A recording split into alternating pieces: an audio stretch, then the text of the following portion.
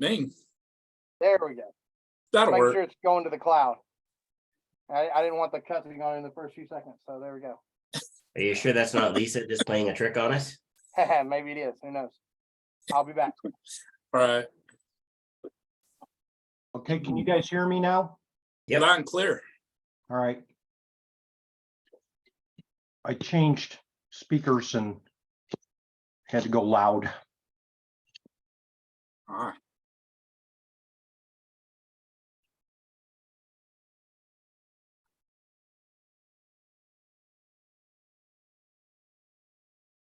Oh, darn. How's everybody doing this wonderful fine day? I was beat from yesterday. I had the energy healing conference going on. Oh, is that what we were looking at on the Hypno Hustle? Okay, Yep. that's pretty neat. Yeah. So I did that, but I was supposed to have my sales funnel all up and running. I dedicated Friday to getting my sales funnel all up and running. So I didn't have anything to do but that. Got up first thing in the morning and my computer crashed on me. Oh, wow. That's terrible. Yeah, so I screwed around with that until we had to go to Sam's Club. Then I bought a new computer there, brought it home. The wife was setting it all up and it wouldn't power up. Oh, man. So I was on the phone with the tech support for an hour, troubleshooting all the wires and everything. And we finally ended up taking it back and getting another one. Yeah. I was up till probably 1:30 in the morning, just screwing around. And my wife was like, "What are you going to do about the conference? Because your funnel's not up." And I was like, "I'm going to write it on paper." Say what? What did we do before we had computers? But it was definitely a long night the night before. Then we got there at 7:30 in the morning and we didn't get home probably till 9 at night. So Oh, man. the Never underestimate the power of a good algorithm. oh yeah. But it was a good event. Not as many people showed up as I would have liked, because I went to a past event and it was nonstop and crowded. This was just nonstop. So Ah. Well. and it's so funny. I tried the my presentation. Let me see if I can. I don't even have the presentation on here. But there was another hypnotist that was. She reached out to me and she goes, "Hey, I have to," and she was at this as well. She goes, "Hey, I have to do a presentation in March and I have to give live hypnosis demonstrations. And I've never done a live demonstration." So I was like, "That's okay. You can just use, I'll give you my presentation. It's already done. I'll change the pictures around with you on there instead of me. And I'll just give you the transcript." I was like, "So you can go give it." So she said in my presentation, and I had to scramble to download it because everything crashed on me. And the one I downloaded was the presentation that I put her pictures on. Oh, man. So I got to that slide and I was like, "Well, Shelley, it looks like you created this presentation for me, but I promise everybody in here I created it for her." So, but Yeah. So technology is wonderful until it don't work. oh my gosh, it wasn't bad. I mean, even there were some other glitches that, and we'll talk about those when Scott gets back online. Right.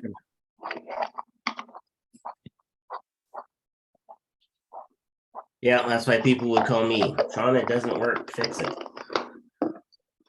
What do you do, Sean? What do you do for a living? So for the bulk of my life, I've been in education.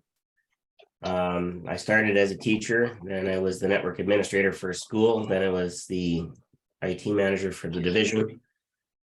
And now I'm back on the education side, helping the teachers understand and use Thank you everything for that I put double in check. place. I for turned the last meat 10 down to years. low. Yeah, so I think, Sean, if you could just post your number in the chat so we can all have it. I think I did that once or twice already. You have. Scott's been taking care of me. But he has some issues. I said, well, okay, you're on standby for mid shift. And he was like, I don't know what mid shift is. So.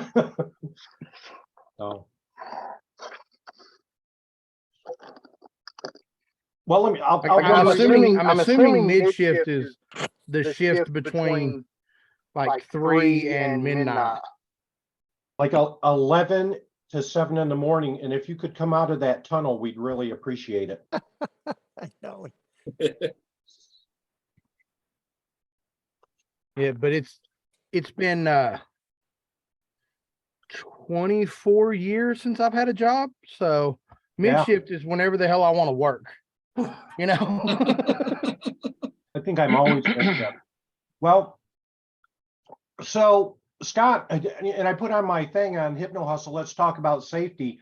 I'll let you share out that video, the one where I did the rapid induction. There's a couple of things I wanted to point out to everybody that I saw after I watched the video, and I was like, why was I standing there? So I just wanted to point, because I was always one guy to hammer on safety. Even, we took Ken Guzzo's class and everything. I was like, don't do it that way because you're going to drop somebody on their face. So, well, I mean, she went to the floor, but you put her down pretty easy. So I did, but the floor part wasn't the one I was thinking about. There's a point when I'm doing the just the sway and bringing her to me. Yeah. And I walked around behind her and she had her eyes closed. And I said, keep your eyes closed. And there was enough distance away from me when I was editing the video. I was like, oh my gosh, I'm in the wrong spot, because she could have literally fell forward and I would have had no control over it. So yeah. I left that in there because I wanted to point that out to say, holy shit, Hey, that really could have got me. And of course it's a chopped video, but let me frame it for you. This girl, she said she couldn't be hypnotized and that she had real trust issues with men. And there was something else. And she had a lot of traumatic events that she just didn't trust anybody. Yeah. So she couldn't be hypnotized. And she said, but I want you to try. I was like, I don't try. I do. And we'll go ahead and we'll just do it. Good answer. Yeah. So before I did that rapid induction, what you don't see is I was like, okay, in a second, we're going to do this. And you'll always maintain your balance and stand on your feet under your own power. Yeah. And she was a flopper, right? So I was close enough to do it and grab her and gently lay her down. So I laid her down. It was a little, believe it or not, she was small, but it was a little strenuous because it was dead weight. It was literally like a bag of feed going down that I'm trying to control. Yeah. And at that point, I just wanted to protect her head. But it looked like my knee was on her, but it wasn't, I promise you, when we went down. But again, it was when I walked behind her, and I was really scared of that. And then I did the second one where it was just focus on my hand and go deeper. I stayed close and I put my hand behind her, again, you're going to maintain standing, blah, blah, blah, just to check it out. And she was very compliant. Yeah. Later that evening, when I did the presentation in the class, if you guys watched that video, the one girl that was on the end that was kind of sitting straight up, like she had good posture, and she was not, you can tell which end because the other lady was in a wheelchair. When I walked behind her just to give her a little sway to see where she was, and she was very relaxed, and I was like, why is she, it looked like she was very stiff, but she was very relaxed. And that's probably the first time I ever saw that, because I was going to say, and they were just people in the class that I said, come on, whoever wants to do it, just come on up. But I think 90% of the class, when I was looking around, they were all following it. You know, I was doing magic fingers, and I did a couple other things, and there was some, it was a good presentation. The people of the event said I was the very last presentation, and I understand it. They signed me up late and everything, and they didn't know who I was from Sikkim, so they weren't sure to give me a primetime slot or not, which was okay. But when I came out, they were like, hey, the very next event, we want you here, and we're going to give you a primetime slot. And it didn't make a difference to me, because all the people came anyway. Everybody that came by my booth, they were like, oh yeah, we've got you marked down on the schedule to go see your presentation at the end of the night. So I want to say there was 40 people in the presentation, so I was happy with that. It was an 80-seat classroom.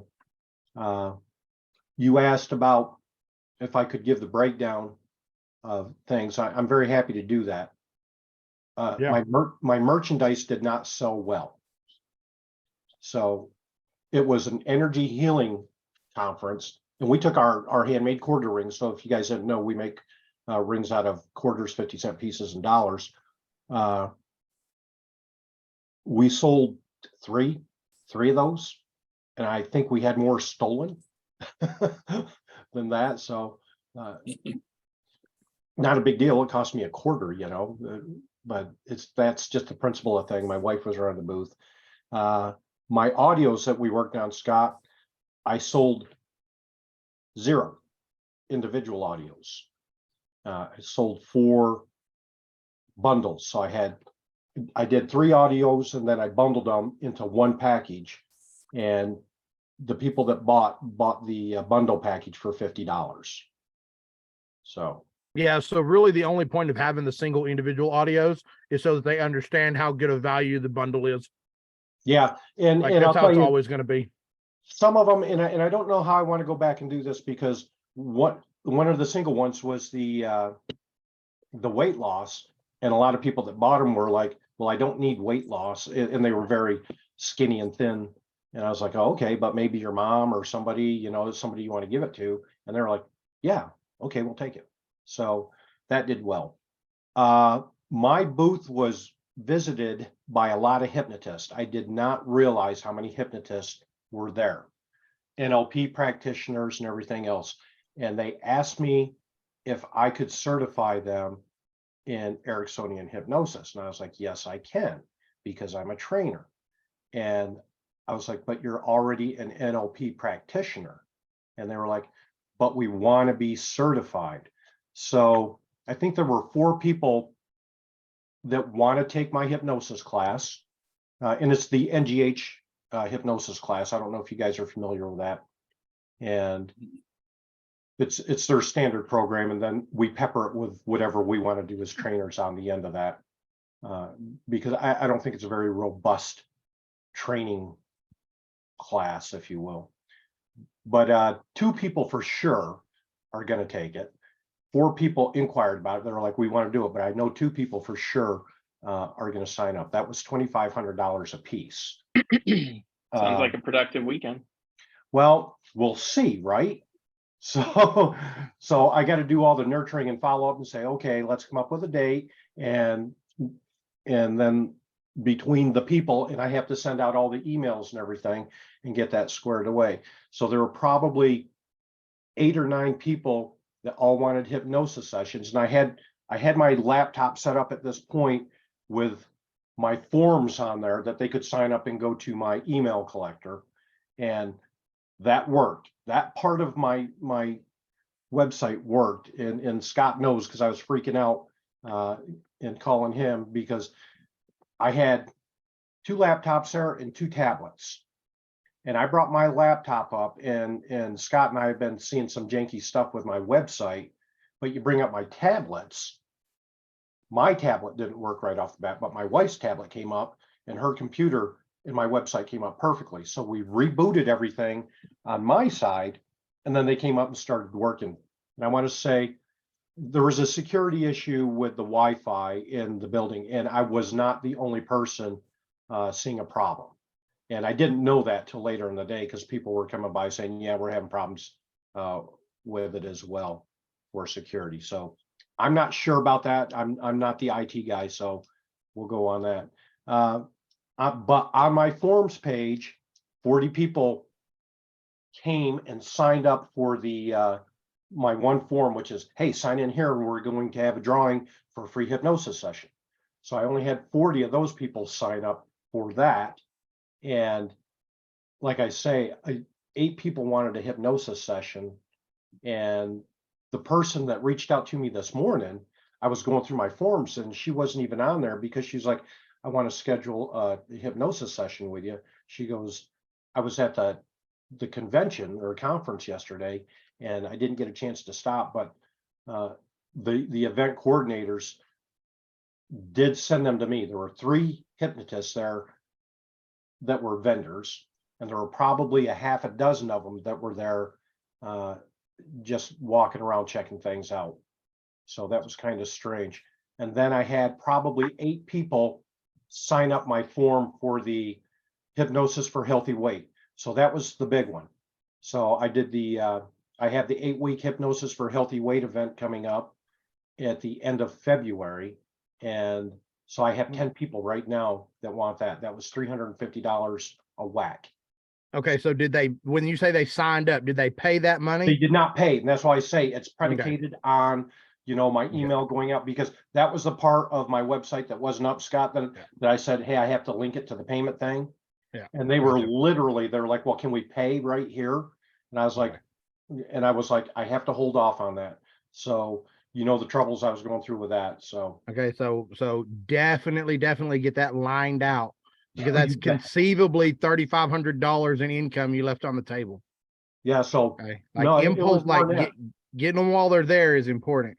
yeah. So, but like hard money, you sold 4 of your packages at $50 a piece, right? Mhm, So that's $200.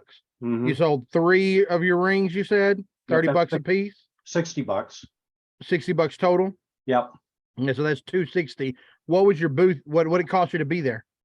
$600. $600. So you made about half your money back, definitely, Mhm. on your booth. And then you got 40 people on your mailing list. You 8 theoretically, sessions. what did you actually get 8 sessions booked? See, that didn't actually Right. happen either, No. right? No, Okay. well, I got one book that wasn't on the list, so I booked one today. Okay. What I didn't have in there, I did 4 mini sessions while I was there. So we had area, so I had the Okay. white go get the lounge chair. Yeah. And So I what did did you make on that? $40. They tipped me $10. I did like 10-minute induction and a quick stress relief pattern. So you made $40 more on that. So you made 300 total, like money on the day. So you made half your booth rent back, and then you signed up as a client today. Mhm. And what did you sign them up for? $140 is my standard session. Okay. So you're at 440 that definitely came from that. Still And in the then- red. Yeah, still in the red. But you've got a lot of fish on the hook. So Potential $8,000. yeah, you'll probably get something of that. You probably won't get all of it. You'll probably lose some of it because you didn't have that payment available right then. So we know that's a valuable lesson. We got to get that right lined out, whatever that's top priority before next event, right? Yeah, so in my next event, I canceled out of the next event, and then April is the one after that I'm doing as well. So and I guess that's my lessons learned to you guys. If you're going to go to those events and set up computers and everything, and you're going to do that, I was behind. It was a failure on my part. So but I didn't stress about it. Yeah, but also at the same time, you were behind, but you had completely unforeseeable events happen. A laptop goes down at a crucial moment, and then the first computer you buy is a dud, and you got to go back and get another one, and that basically ate up an entire day of your time. Oh, more than yeah. And I was like, at that point, I was like, Yeah. well, I'm not going to stress about it. We're just going to go in there and do what we can do.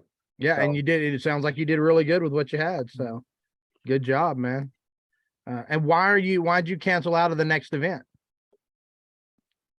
It's in a town I don't want to go to. How, like, is it too far away? Is it, No, you know, it's the you next have, town. you have beef with the officials? What? I mean, No, it's just the next town down, but yeah. I guess I'm gonna go, we'll see. So Okay. So when is that event? I'll look it up real quick. I can while we're Because talking. if I'm assuming it's between this one and the next one in April, right? Yeah, I think it's in March. So I would advise you not to miss a March event if you can avoid it. Oh, yeah? Because people have money in March. Mhm. Everybody starts getting income tax returns and everything, and they're you know, they're ready to get out and do something. They have good energy levels because they've been cooped up all summer, so they're excited to get out to events, or all Might winter be good rather. for the weight loss also, people getting ready for summer. Yeah, Yeah, yeah. Yeah, what type of Um, events are these? they're health- energy healing conferences, so it's all the woo-woo stuff, right? So hypnotists, drum beaters, the bowls, anything to do with red light therapy, Reiki. And I don't know about, I'm not a Reiki master, but I think everybody that does Reiki is a Reiki master for some So- reason. Yeah. So another thing I would suggest is between now and your next event, since they're woo-woo events, come up with some sort of package of guided meditations. Okay, because those are likely to sell more freely than hypnosis itself. Yeah. I got some good ideas. And I was working with a hypnotist on the East Coast today. On some women related issues. And I was like, yeah, men have the same issues. They just don't talk about them. And I was like, men's group. Which is Oh, yeah. kind Which is what Joshua does, something along those lines. oh yeah. Yeah, Joshua Wagner. I know he's got a group, and he funnels people into it with TikTok lives.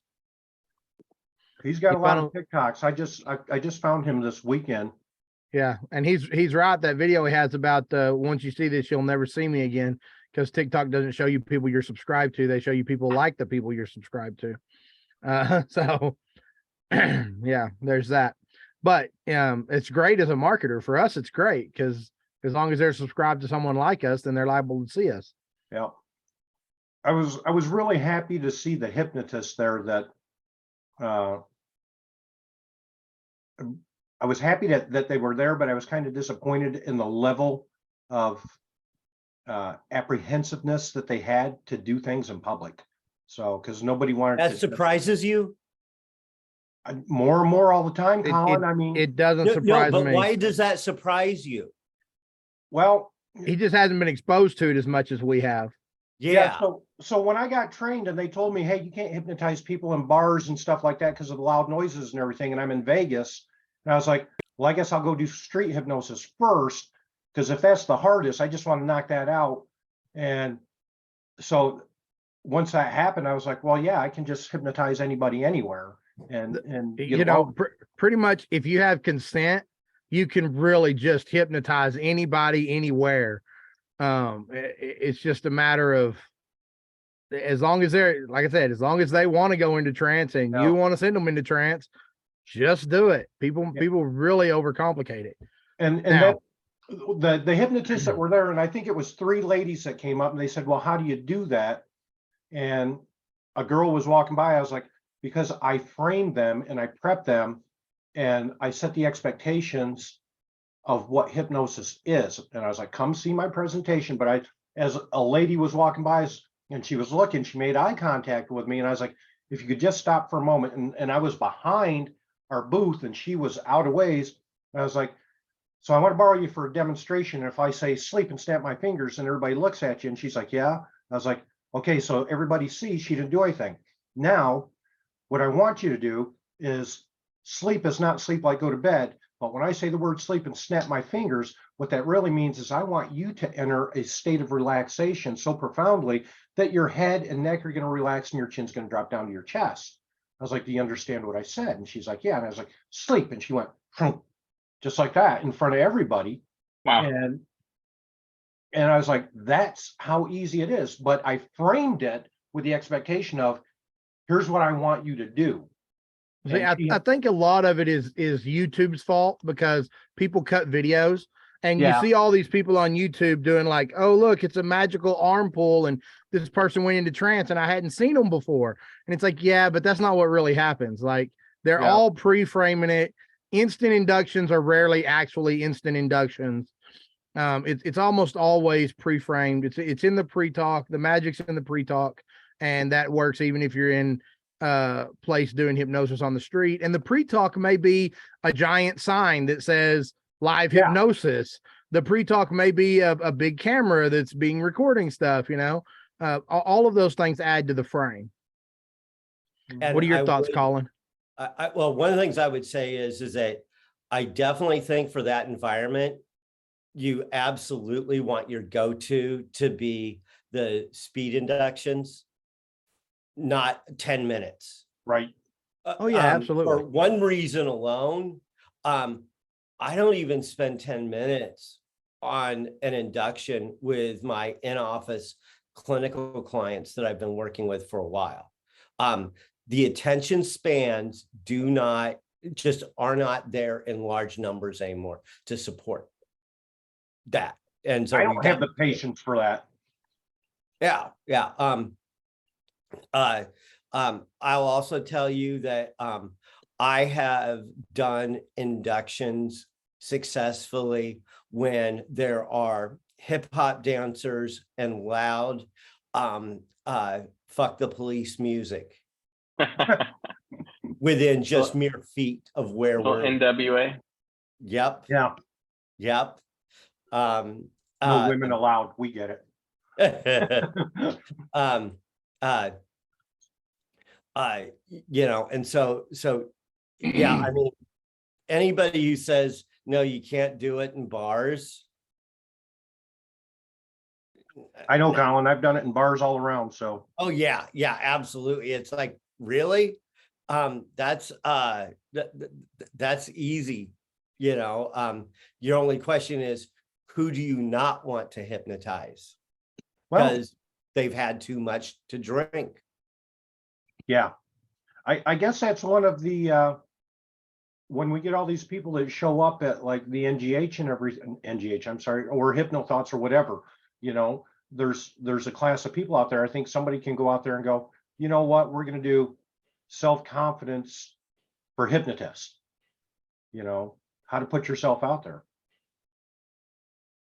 So Rick Green teaches a class like that. who does? Rick Yep. Green. Yep. Okay. And He wasn't and there Rick, last Rick time he had a Green health will help. he's one of those guys. He can just hypnotize somebody anywhere. Like he ain't Yep. scared.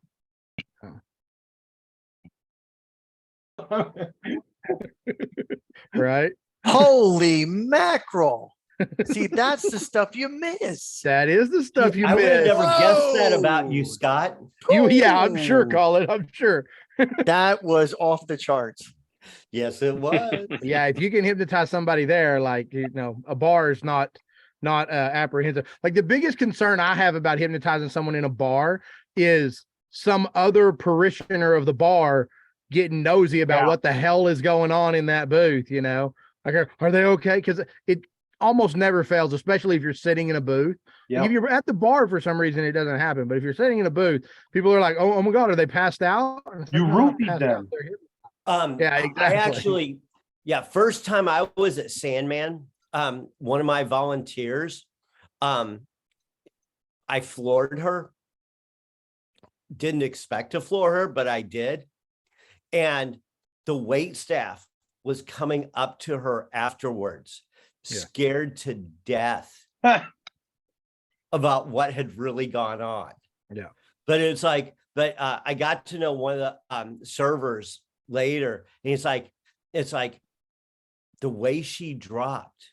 It's like, I've never seen anything like it. We didn't know what to make of it. Yeah, it can be disconcerting when they drop unexpectedly.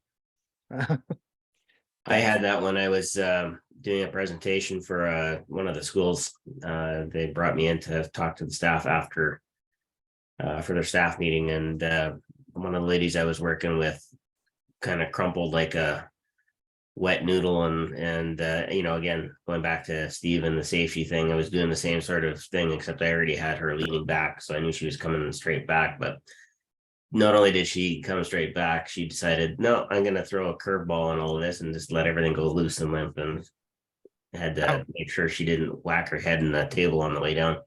Yeah. Safety concerns aside, that was a really good demonstration. I don't know if everybody's had a chance to watch it on the page, but Yeah, I did. It was really good. It's nice. Thanks, guys.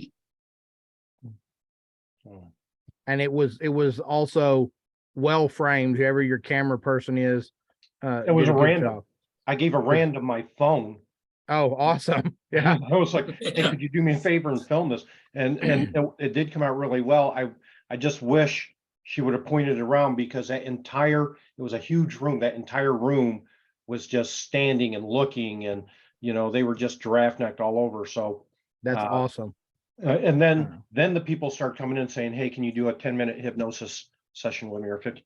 And I'll say, in the background of where I was, you could see my pull up, and I have my Venmo QR code on there when I had that made. So that really helped out a lot. Did a lot of people scan that? Yes. Yeah. That's how they paid. Okay. So Yeah, a lot of you know, you can set up a store where people can scan a specific QR code and get downloads, so that you don't have to carry the USB sticks. But people like to have something to hold, yeah. which is And I- crazy, because you're less. Well, I don't know. These days, you're just as likely to lose either damn one. So And we did pretty good, but you know, the wife was kind of on my ass, because she had a lot of the USBs already built and put in a package, and then you and I got messing around with binaural beats and frickin' subliminal messages, and I redid them and they came out. Did you listen to the one, or? no, I don't think you sent me the one. I was never able to get that drive link. Really? I was This never able to get intro into was there. So So good, he forgot everything that happened. I was Yeah, gonna maybe say that's it. exactly the same Maybe thing. You that's it. listened to it and didn't It remember worked. a thing. Okay, yeah. And as you click on this drive link, there goes your memory. Yeah, good. Maybe. I am really good at amnesia. So Yeah, and Scott, I appreciate you, having my back on all that. Scott actually, he was FaceTiming me and I couldn't answer, but my phone was on. And Yeah. this was a good sales point. And so I'm working with 3 or 4 people in front of my thing, and I didn't know Scott was on the phone on FaceTime, but he's texting me at the same time, and I was like, here's the audios I brought, and here's the bundle package that I brought. it was something like that. Yeah. Yeah, and Scott, I looked at my phone and I read what Scott wrote, and he reframed it right there. He's like, these are the most requested audios that I brought, and this is the most requested bundle package. Yeah. So Because he was just saying these are the audios that I have, was basically what he was saying. And I was like, no, these aren't the audios you have. These are the most bought, the most, yeah. these are the audios people want. That's what I said. Yeah. These are the audience people most often want. Yeah. Yeah.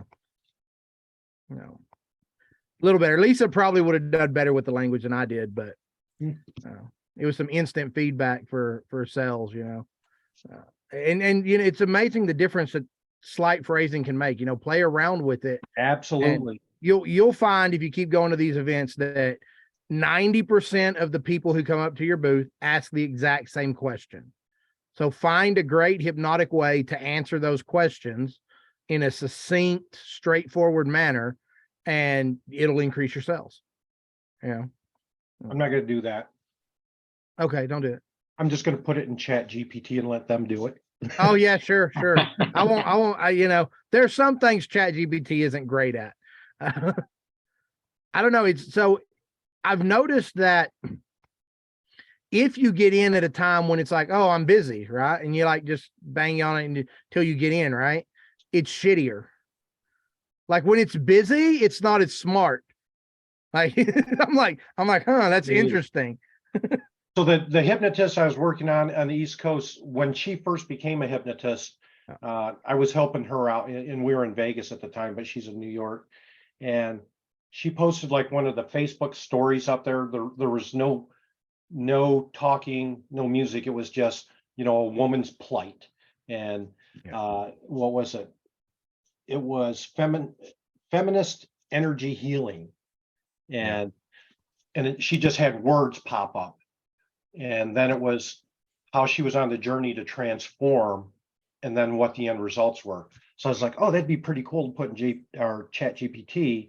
So I was like, write me a hypnotic story that's an adventure on a woman's journey and the woman has the characteristics, and I put all her words in there.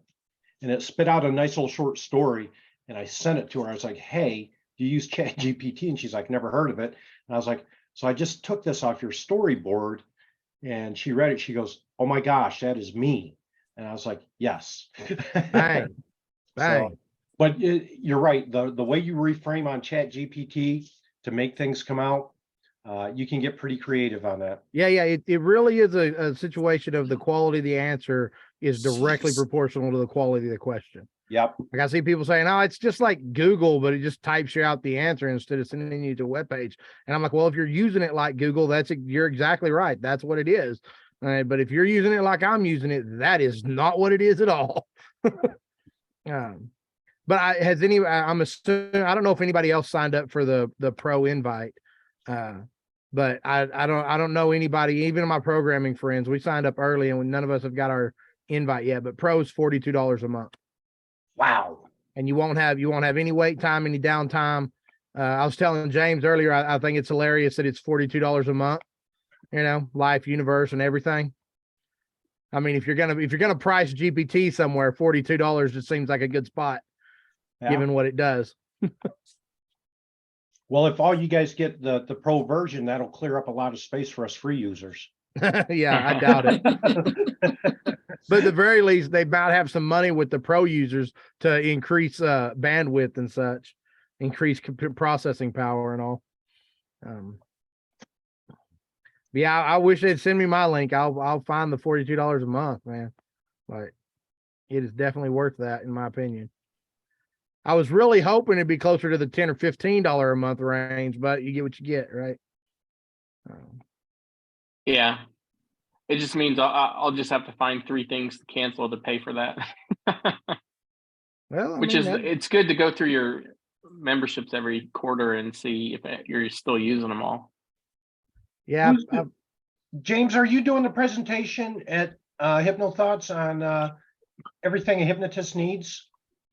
No, mine is a hypnotic course design. Okay. So how to design and build courses. I need to put up an ad for it soon.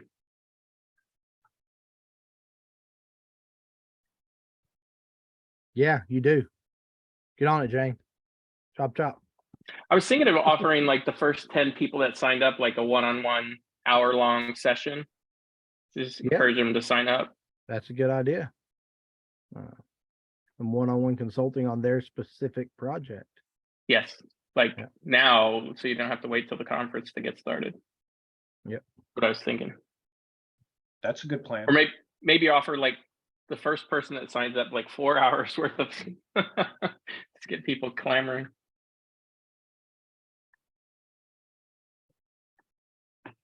But yeah, I need to sign up for my hotel room. Yeah, you better do that.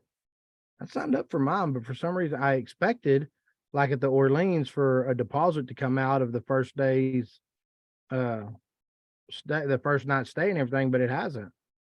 I don't know what's up there. I need to call the hotel and find out. I called them and they're like, oh, well, it's through an outside booker because apparently the group discount code is an outside booker. It's going to take a few days. And I'm like, well, yeah, but it's been a week now. What the hell? What's going on? Has anybody else booked? I'd love to do some street hypnosis when I'm at HT Live. So if anybody's doing that, let me know. Steve is supposed to take us all out to some local areas, so we're not like hitting the strip and everything where the tourists are. Go to some local areas so that we can have more success, hopefully. Yeah, we'll for sure do like the corners of New York, because it's fenced off and you're protected. But we'll find some other areas more towards the south where there's I want to say it's an outside mall, but it's not. It's a pretty cool place to go hang out. But again, it's going to be July and it's always hotter than balls when we're there. So, Naturally. That's why we go at night, right? yeah, I don't know if the parks work at night though. If those places work at night no, necessarily. it's Vegas, so they're good. Yeah, okay. How What have you I- been, Bob? Oh, challenging with the business right now. And I kind of had a situation with one of my team members, and I had to figure out what to do, whether I was going to write her up or discipline her in some way. So I brought her in. She's my office manager, and I basically wrote up a code of conduct for our office. I sat down with her and I started talking, and she just started freaking out. And I went right into, I totally bombed it. I went into fight or flight and I could not think. Oh, And I ran over to my son-in-law's office and said, you got to come in here. You got to figure this out, because right now I'm about ready to just tell her to go home. And that wasn't the right thing to do. But I know once I get my emotions involved, I'm done. I just fold. So he came over, he started talking to her. Then unfortunately, she wasn't having it. So then I just checked in with her and started pointing out stuff that she was doing. And at that point, I could get back on track. And my emotions weren't attached anymore to the situation. And I finally brought myself out of it.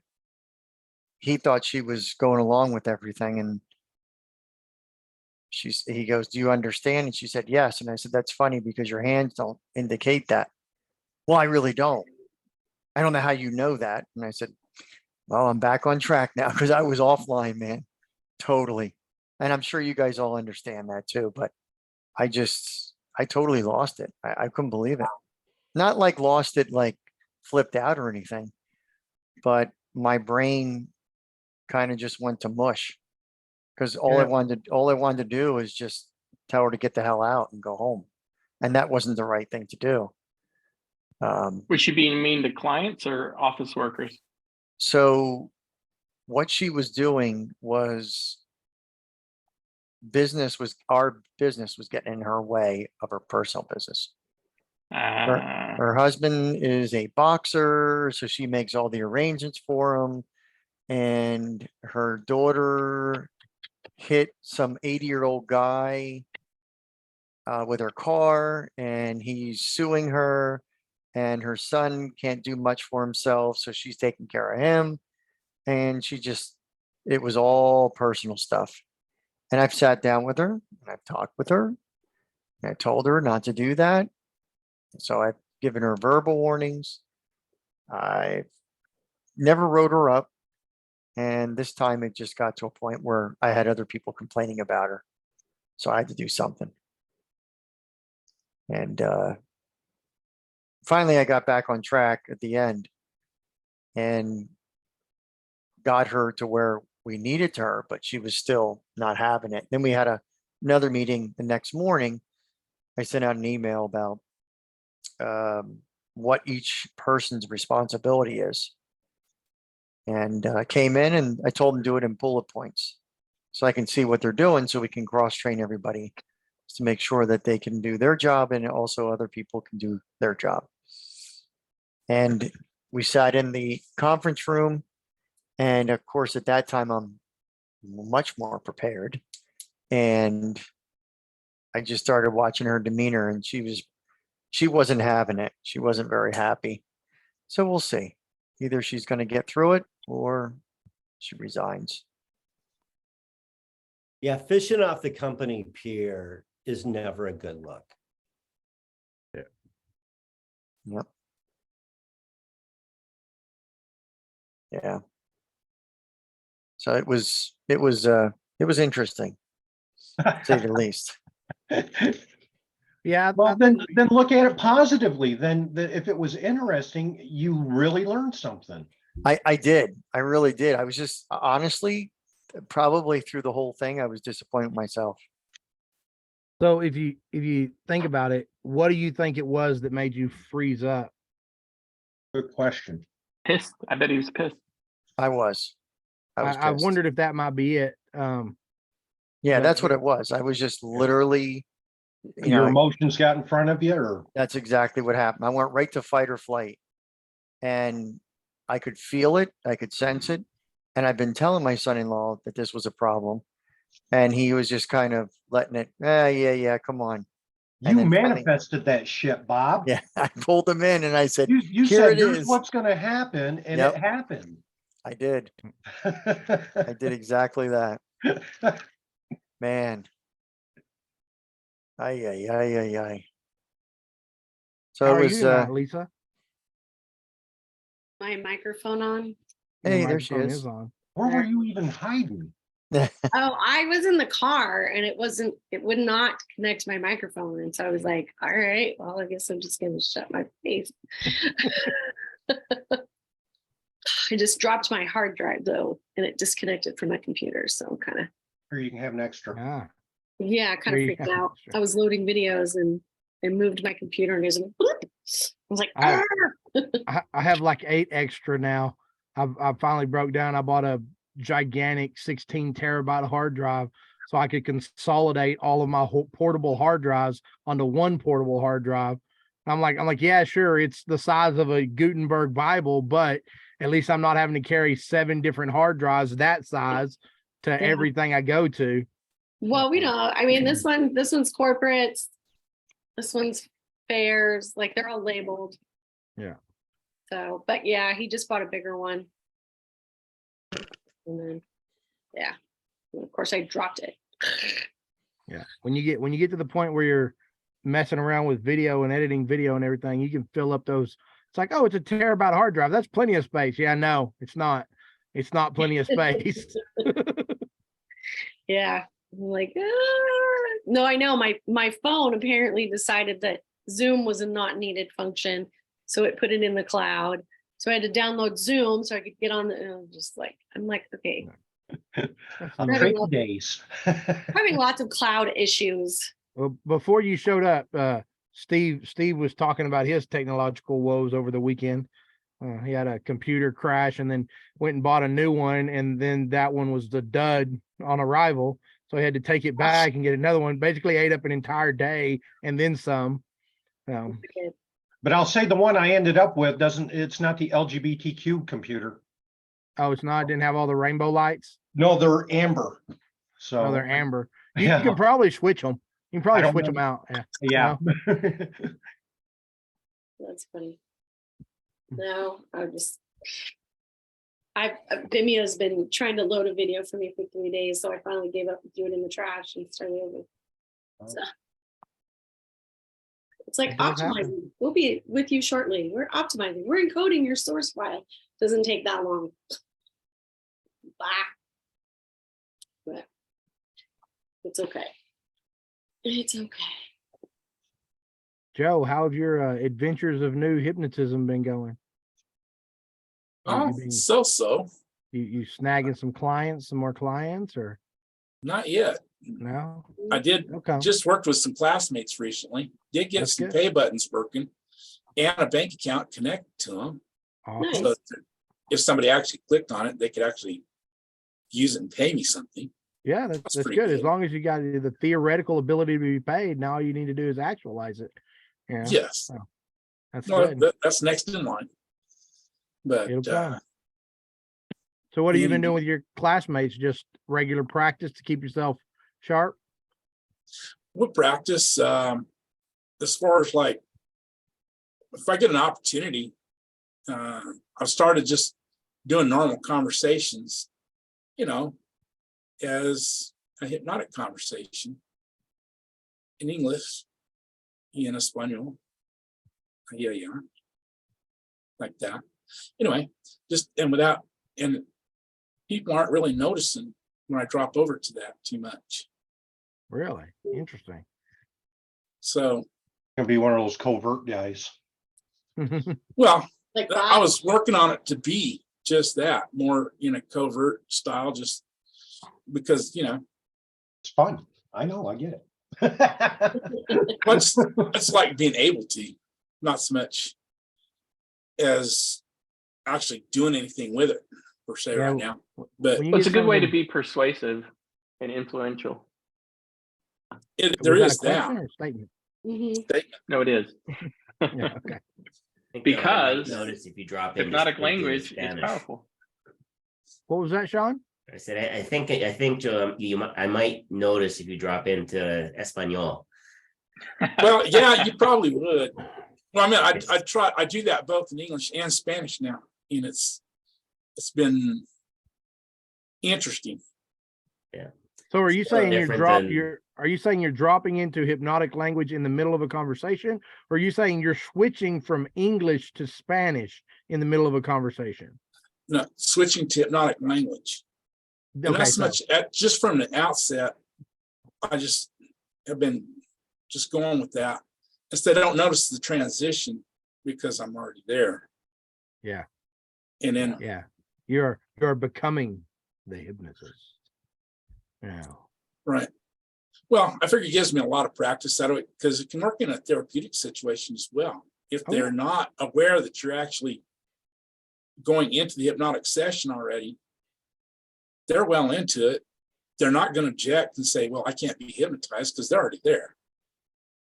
Well, when a client comes to a session, a lot of the work is already done because they sought you out.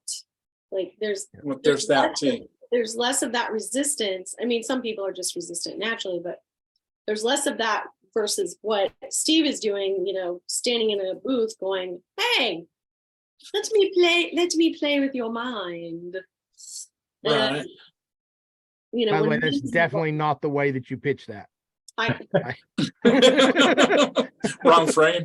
Let me in. Definitely not the way to pitch that. well, I did the evil villain thing on purpose. I know, it was awesome. So when you get money involved, if someone's paying for this service, then you also are eliminating a lot of the resistance. Without a doubt there. When I had a clinical practice, the same thing. They looked me up in the phone book. This is how long ago this was. Looked me up in the phone book, drove to my office, gave me money, and then we did the hypnosis. It's like, Right. that's the correct order for that. Agreed. I And have then- people who collect money after their sessions. I'm like, wow. Like, I don't even understand that. Yeah, Yeah. it's nice. You can tip me after that. Yeah. But that was one of the conversations I had with a budding hypnotist was like, well, how many people come to your office and not hypnotize? And it's like, they had to go through a lot of steps to get there. Hmm. Why would they not get hypnotized by the time they decided they wanted to see a hypnotist? Yeah, they should be hypnotized when they walk in the door almost. Yeah, like Right. they pulled up the Close. phone book, made the I mean, phone especially call. back in the day, the phone books, the old joke. The reason they look up hypnotists is because witch doctors aren't listed. Yeah. Yeah, and there was one comment that stuck with me from last time, saying not to worry about hypnotizing somebody about any time. I don't worry about hypnotizing other people too much at all, really. That would be more intimidating to do it here, and I wouldn't mind doing it here. And this would be way more intimidating than somebody that's not in this group because they have no freaking clue of what it's supposed to do anyway. Or if I'm making a mistake or not, really. Exactly. They don't know that you did step 7 and missed step 6. I don't know if I've ever had a. Whereas you guys could actually evaluate everything I'm doing, so Well, that would be a whole different story. But honestly, I would still don't mind. even if we Right. can evaluate everything you're doing, literally every person in this room does hypnosis different. Mhm. The way I do that's it, true, the way too. Steve does it, Sean does it, Lisa, like they're all different. So even if we may say, well, I wouldn't have done it that way, it doesn't mean it was the wrong way to do it. No, just And means it's a that's different how way. we learn too. We go, oh, Yeah. well, that was Yeah. kind of cool. What if I Right. Feedback is feedback. It doesn't matter if it's negative or positive. It's feedback. Oh, yeah. Well, you always learn something either way. That's one of the reasons I started taking Jacqueline's and Hypnosis Igor's courses, because I like both of them actually. And I've actually mixed a little bit of both. Well, Well, sure. that one video I showed you guys, that a little bit of Jacqueline's was there in the pain relief. That was that arrow that you guys were listening to the other day. Oh, yeah, the arrow technique. Yeah, it's very sweet. I like it actually. Well, that's Uh, the good thing, is to take things and blend them, make them your own, because otherwise you're just a cookie cutter. Stamping Mhm. out the same design every single time. And we're all so different that we're Right. not gonna have the same exact, even the client that comes to see you at session 1 Right. is not the same client that comes back next year for something different. Good point. Hey, this is to you, Joe, but anybody in the room that can answer it. There was another hypnotist down in the Phoenix area. His name was Mark Ryan. He used to come to Hypno Thoughts and do the video. Older guy, had a heart attack, and I've reached out a couple of times and have not heard back from him. But his wife was on his Facebook saying, "Hey, Mark was in the hospital." I reached out a couple of times, never heard anything. So I don't know if you guys know him or Mm-mm. okay. I don't believe I know him. He used to have a booth down there and sell all his audio. He did all the filming and a lot of audio work there, so he had a lot of audios and books that he was selling as well. So. But I keep reaching out. I'll look him up, Joe, and I'll send you his information. And so he was a good guy. I don't know if it was or is. So we'll just say it that way. Right. Well, hopefully it still is. Yeah. Joe, you were saying about hypnotic language. The way to transition into it Right. is with a pause. Ah. That makes Because- sense, actually. Because you'll never know that it even happened. They just begin to understand what you're saying. But they don't even know what's going on because the Right. way you're talking is much different, but it's not really, Just only a little, just a little. like you're actually paying attention to what they're saying, thinking about what you're actually telling them. That's it.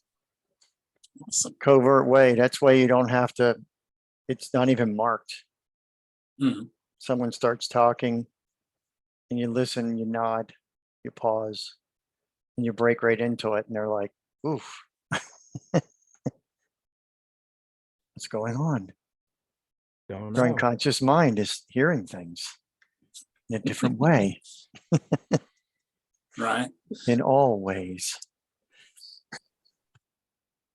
I've been experimenting with using regular languages as opposed to talking about the unconscious mind, just maybe some inner thoughts or what you're just saying on the outside.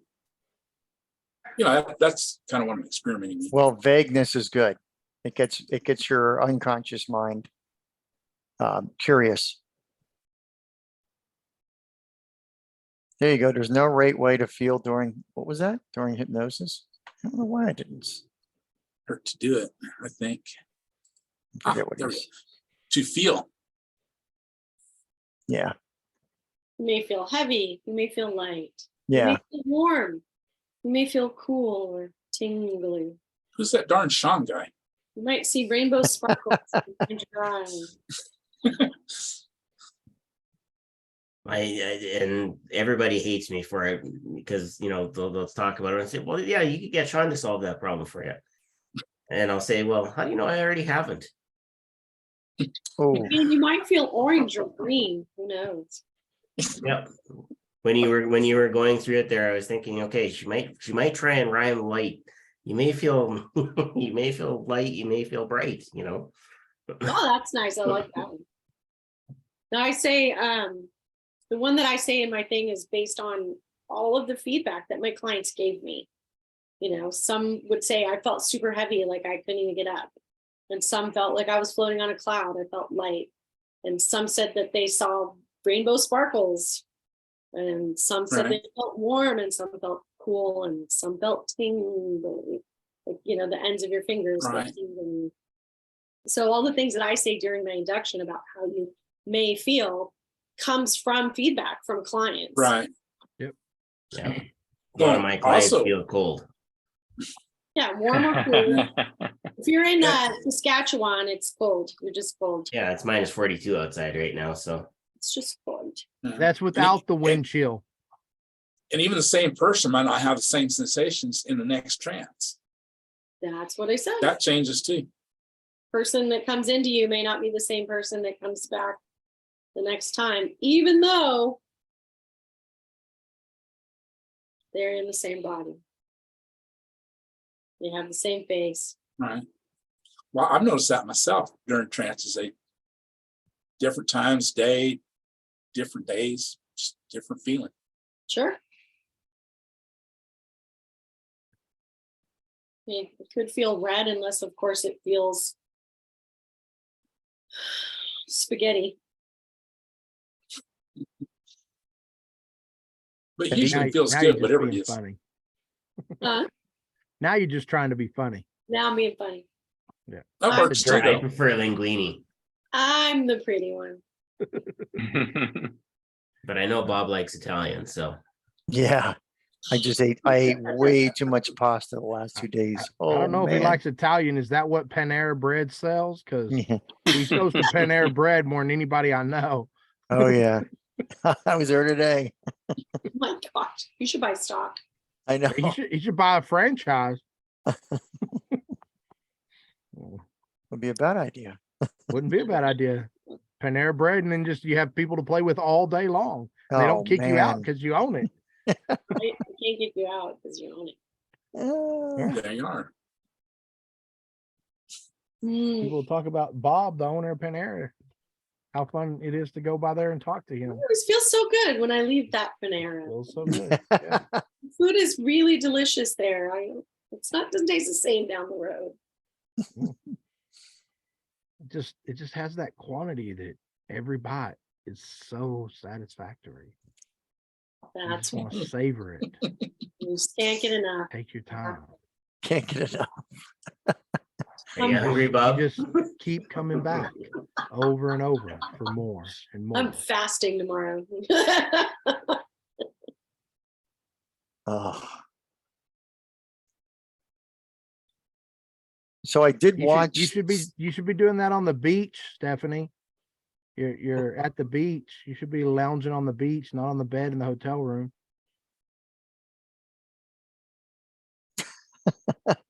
Yeah. Oh, I see feet up Friday. And feed Sunday. up Friday. There you go. It's Sunday. I did watch Steve's video. Sorry, I'm trying to figure out how to work this on the phone. I'm not used to doing Zoom on the phone app. Looks like she's at the beach, really, literally. I'm at Gulf Shores. Yeah, she's on Which it It should vacation. be a little circly looking thing and you look like that. Unless you just want us to look at your feet, which is fine. No, wait a minute. I don't want you to look at my face. I just want to turn off the video. Steph, you can't use us for your For You page. For your fans only. You got My fans free only. feet My pics, you guys. My Free feet- free feet pics. Hang on. I'm trying to figure this out. How the hell did I don't even know how to turn the video on. I'm trying to figure out how to turn it off. Now Yeah, she's if If calling you us tap the hon. bottom of your screen, the little Menu will Um, pop up and they'll have a menu will video. pop up. you It can kind of click. disappears. It's actually the Control. top of the screen. That's what I was doing. I was trying to tap the bottom and that's not what's happening. Okay. You're probably on Android. Got it. No, I'm on an iPhone. Yeah, Huh. my Android is at the bottom. So I don't Bob, know. Yeah, what it's were at you the top. saying? You have well, it'll come up on the bottom, but you have to click, like you have to tap the top. That's what was confusing to me. Now we see your face. All right. Steve, did you want to share that video and go over it with us, break it down a little bit? I can. I thought it would be better if Scott brought it up on his, but let's Okay. try the new machine. Yeah, let's try the new machine. Let me look for videos. All right, so I'm gonna hit the share screen. Do. Oh, wait. That's gonna be loud. Yeah, don't do that to us, but make sure you do share sound. Share sound. And I'm gonna go here. I'm gonna go share. Bring this guy over here. Are you guys seeing it? Yep. Yes. Okay, so time letting go. So I framed it. This girl, she said she couldn't be hypnotized because she had trust issues and she couldn't let go of shit. And this all revolved around men. After I got done talking to her, she had some traumatic life events. But anyway, she wanted to give it a try, and I was like, I don't try. I was like, well, just do it. And so I just went along. Go of control. Because imagine if I tied strings on your shoulder anyway. Right here. While I'm doing this, can you imagine that? Imagine you feel I'm pulling on those strings. When we were training guys to do street hypnosis. Let it go. Don't fight it. Watch people. Let it go. People fall in because they. There you go. Going to just be compliant. You feel that? And that's perfect. Cuts in the That's video. What you need to do. All right. But I did frame it for her. Keep your eyes closed. When I was going to do the rapid induction, she wouldn't lose her balance and she'd be able to stand under her. Just let it go. Power. That's my wife in the back, guys. That's what letting go is about. Coffee right? Hey, Steve, I can't understand it. Go ahead, push down with all your weight. Push down. Go ahead and push down. Keep your eyes open. Look at me. Watch his hand over here. Watch his hand over here. Look up, look down, look up. Close your eyes. Think now. That's right. The deeper and go. Go ahead. Just go deep. Relax. Deeper and relax. And let go perfectly. That's right. And just be nice, loose, and limp. That was a rapid induction. That was simply confusion and overload. So what I want you to do right now is just focus on the palm with all your weight. Push down. Go ahead and push down. Keep your eyes open. Look at me. Watch his hand over here. Watch his hand over here. Look up, look down. Look. Now, I'll stop it right there for a second. Can you hear okay, Colin? Yeah, no, it's like I can hear one or the other, but both makes my head explode. Yeah, Okay. you talking over it's rough. Okay, so I won't do that. But what I did here I always do it. When my hand's up here, I'm like, look up, look down. And if you watched her eyes, and I'll just back it up a little bit, you watch her eyes just go nuts really quick. And that was the key. Watch his hand over here. Watch his hand over here. Look up, look down, look up. Close your eyes. Take that. In fourth place, Airplot Lorraine in fourth. Yes. Now, that's right. The deeper and go. Go ahead. Just go deep. Relax. Deeper and relax. And let go perfectly. That's right. And just be nice. And I'll just back it up to where I was behind so you can see that really quick, what I was talking about earlier. Right here. So I'm going to walk over and I'm going to be on her left side. But when I was looking at the film and I was editing it, I was like, holy shit, was I in the wrong place if she would have fell on her face?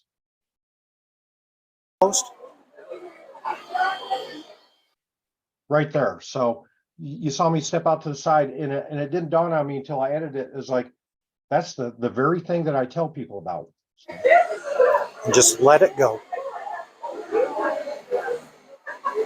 That's what letting go is about, right? Now, so. And the key, because I used her words. She told me she couldn't be hypnotized because she couldn't let shit go. And so I said, that's how you let go. Those are her words that I use. Go ahead, push down with all your weight. Push down. Go ahead and push down. Keep your eyes open. Look at me. Watch his hand over here. Watch his hand over here. Look up, look down, look up, look down. Close your eyes. Think now. That's right. The deeper and go. Go ahead. Just go deep. Relax. Deeper and relax. And let go perfectly. That's right. And just be nice, loose, and limp. That was a rapid induction. That was simply confusion and overload. So what I want you to do right now is just focus on the palm of my hand. Focus on the palm of my hand And when you realize that you can no longer maintain that focus, and as it comes closer and closer, just let your eyes go closed now. Chin drop down to your chest. That's right, deeper, more relaxed. The more relaxed you are, the deeper you go. The deeper you go, the more relaxed you become. On the count of 3, 1, 2, 3. Eyes wide open, feeling good about yourself. How we doing, Amy? Did you see how quick that one was? Okay. She might have been out of there. Man, you are absolutely right about how good those mics are at catching audio. Oh, yeah. I mean, definitely awesome. And I wore that mic when I was giving this presentation. I'll give you the that one guy. But when I get people that come up to me and say, like, so the girl in the brown shirt closest to me right there, notice how she's sitting. She's sitting straight up. And I was like, I don't know how many times I was going to tell her to relax. So I just figured that that's her relaxed posture right there. And when I went behind her and I did a sway with her, I was like, oh shit, she is loose and limp. So, and the second girl there, she went right out. I can't be hypnotized because I went to the county fair and there was a guy in a cowboy hat that was hypnotizing me. Wrong video, I'm sorry. I know who that guy is. 1, Hypno 2, hit. 3, eyes open and sleep. 10 times more deeper. That's right. Just relax and let it go now.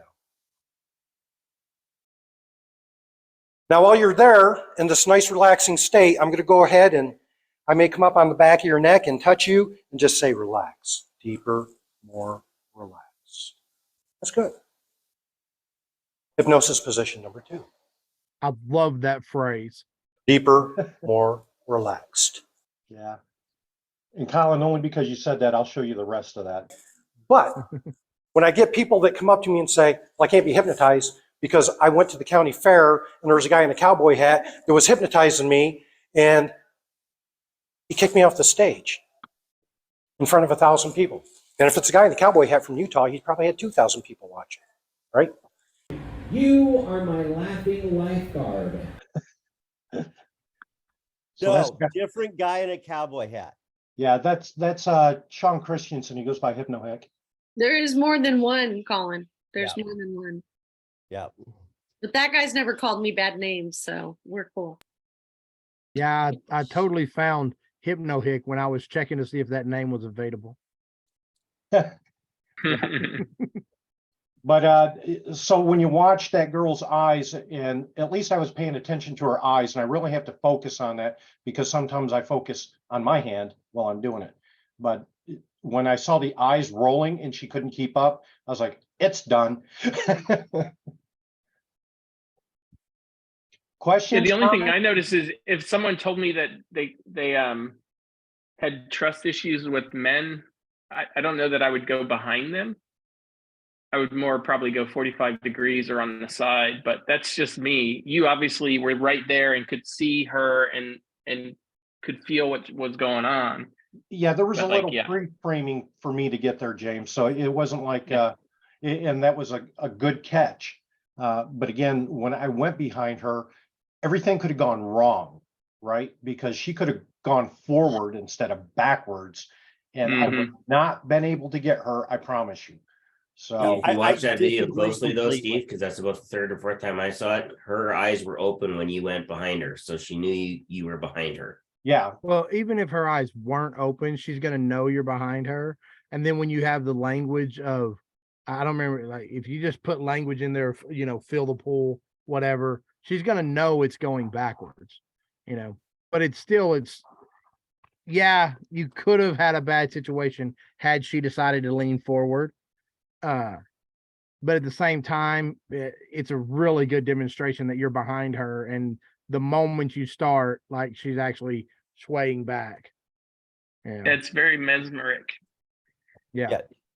James, here's why I disagree with that concern is that if we're hypnotizing someone, we should already have the report that they're going to be feeling safe. And if we got to worry about little nuances like where exactly we're standing about what possibly might happen, we don't get to do our jobs. We're going to be we're going to end up doing a confusion induction on ourselves that's so powerful we render ourselves ineffective. Yeah, I could see where you come from. There are a lot of things that we have to worry about doing hypnosis. Being in public does tend to negate a little bit of that fear.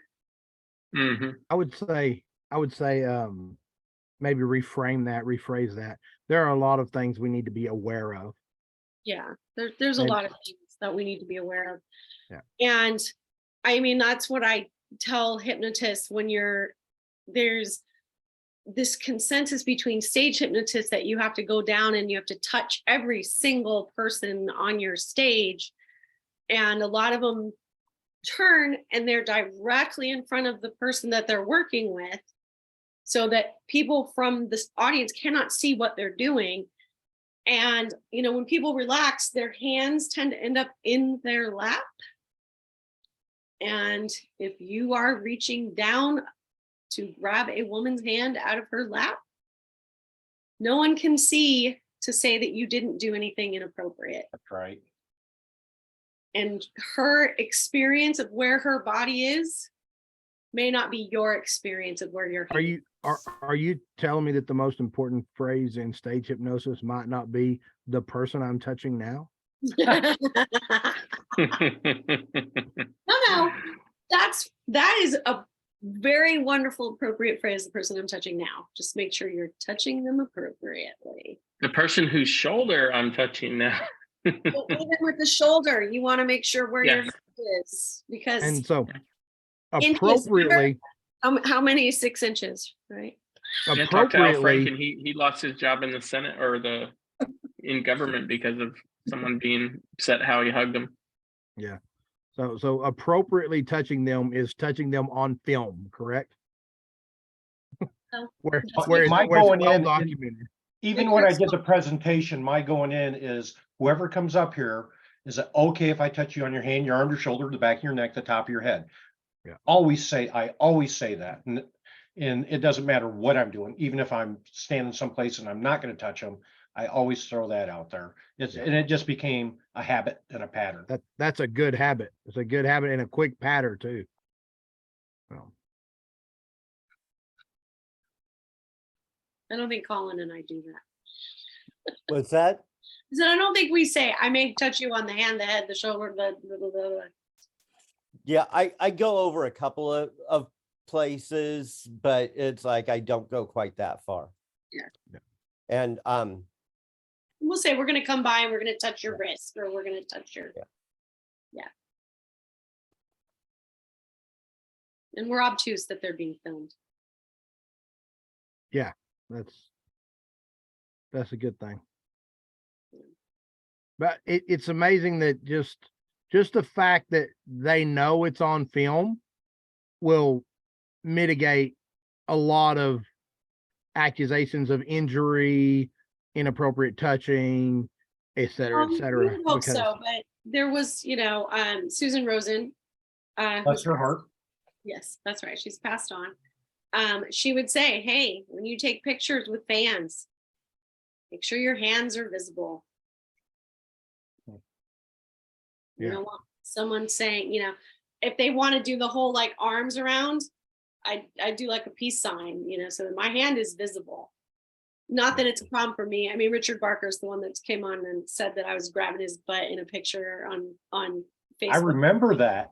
And I said, you asked me to, which is not true. None of that was true, but it was like, you can't complain. You asked for it. And he was like, yeah, that's right. But yeah. I feel left out. He didn't ask me to grab his ass. Well, damn, that's just how rude. He has a type.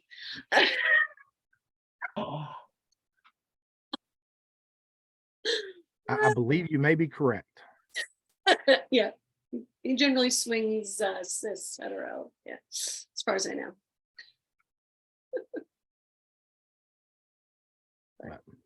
In other news. So Colin, Steve, what was that? that the video, Uh-huh. when when you first started, I noticed her one foot was turned. And I did notice her hand, the hand was actually a little bit like this. And then it was kind of cut. And then all of a sudden she was facing towards you and then her hand was kind of relaxed. Oh, you- editing. Did you watch the end of it really close, Bob?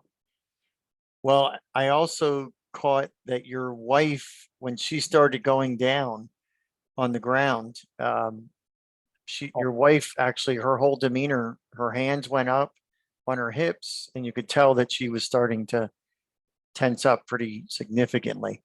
And then once you got the girl on the floor, she kind of relaxed. My wife has never, that was her first time. She's never seen me do that before. Yeah, Oh, I could wow. tell. So, because she has never been out with me on any hypnosis adventures or anything. So, and that's, she's probably in the next office over, but I would call her, hon? No, she's not. Yeah. So she's like that.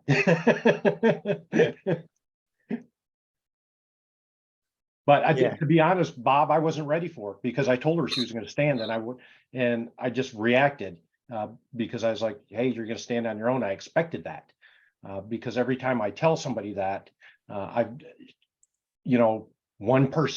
are going to be a flopper. So, Yeah, but you always have to be prepared for them, yeah. because it Yeah. is A lot going to more happen. than 1%.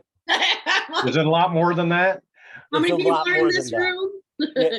10. How many No, of us I are did it on floppers? stage. It's like I had last one I had 8 I had 8 on 9 on stage, kept 7 and 2 bodies hit the floor. Yeah.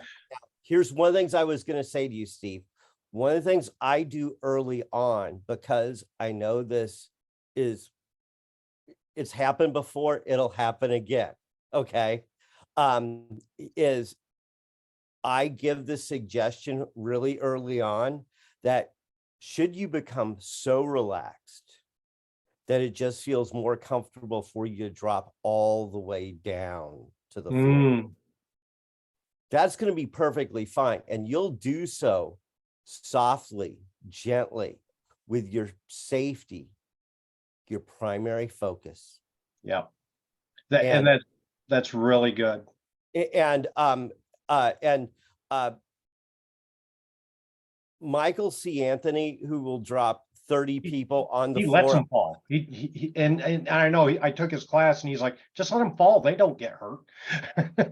That's right. They don't. He does a little bit less of prepping that.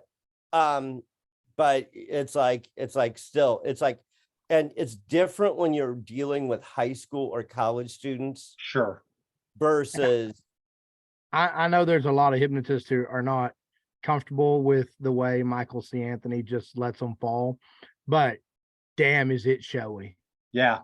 Sure. It makes great video. It makes great entertainment. But I totally get the opposite side of that. Yes, there's a right way and a wrong way to do it. Yep. And his track record shows that he's doing it safely. When you're dealing with women that might be wearing mini skirts, or when you're dealing with older people, it's better to err on the side of not just letting the bodies hit the floor. And Lisa, you asked who all in here is a flopper, and I realized I don't even know if I'm a flopper because I've never been hypnotized standing up. I've been hypnotized a lot, but do you flop in a chair? Oh, I mean, like I'm a dish rag. Like when I'm hypnotized, I'm completely loose and limp. So I suspect I would be a flopper, and I would hate to have someone like you try to catch me if I were. Definitely gonna need some technique there. Mm-hmm. No. But if you're as big as Justin Trance. Yeah, you're gonna be able to catch. Like at me, I'm not concerned about anybody flopping, like unless they were to flop in some direction, like they suddenly went backwards and I was in front of them or something, like I'm gonna be able to catch them. Yeah, it's there, it's the safety of the environment as well. Yeah. She wasn't near, a pointy coffee table or, a bunch of chairs that could have moved and gotten in a weird way. So I don't purposely try to put people on the floor, but knowing that it can happen is a good idea. It's like, the comedian that I hypnotized, and he just started coming and he wouldn't stop. So knowing that I could pivot and Started coming and wouldn't stop. Yeah, I did. I wasn't even gonna go there. I Colin. knew Colin Well, wasn't that's gonna why let I'm it here. slide. I knew Colin wasn't gonna let it slide. I did tell you this was the guy that did the full Monty at the end of his set, Wow, right? what color is that, Bob? Candy apple red? I mean, That is a pretty good shade. Nice. I've had like taller men, heavy men like fall forward on me. Mhm. And then I'd have to kind of like prop them up. And it was really a fucking struggle. to do. I don't like that. Oh yeah, Like, no, I'll pivot. They come at me, and if I can't do the horse position and keep them upright, I will pivot on my hip and put them to the ground. Yeah. For their Yeah, safety. I've got to learn that skill, but I don't do Yeah. street hypnosis a lot or stage hypnosis. So I haven't really. There was a little Filipino girl that used to come to Hypno Thoughts all the time and do, yeah, Lady A. She went by Lady A. So she'd go out with us, and she was not 5 feet tall and 100 pounds. And she would take the biggest guy in the crowd. And when she dropped him on the ground, she did it so gracefully. It was just embarrassing to be See, with her. that wouldn't be And my that- luck. They would and- like fall over, split their head open, blood would be everywhere. And Just then that's one, when you yeah. just do the hypnosis. Okay, and now we're just gonna make the blood stop. Blood will stop.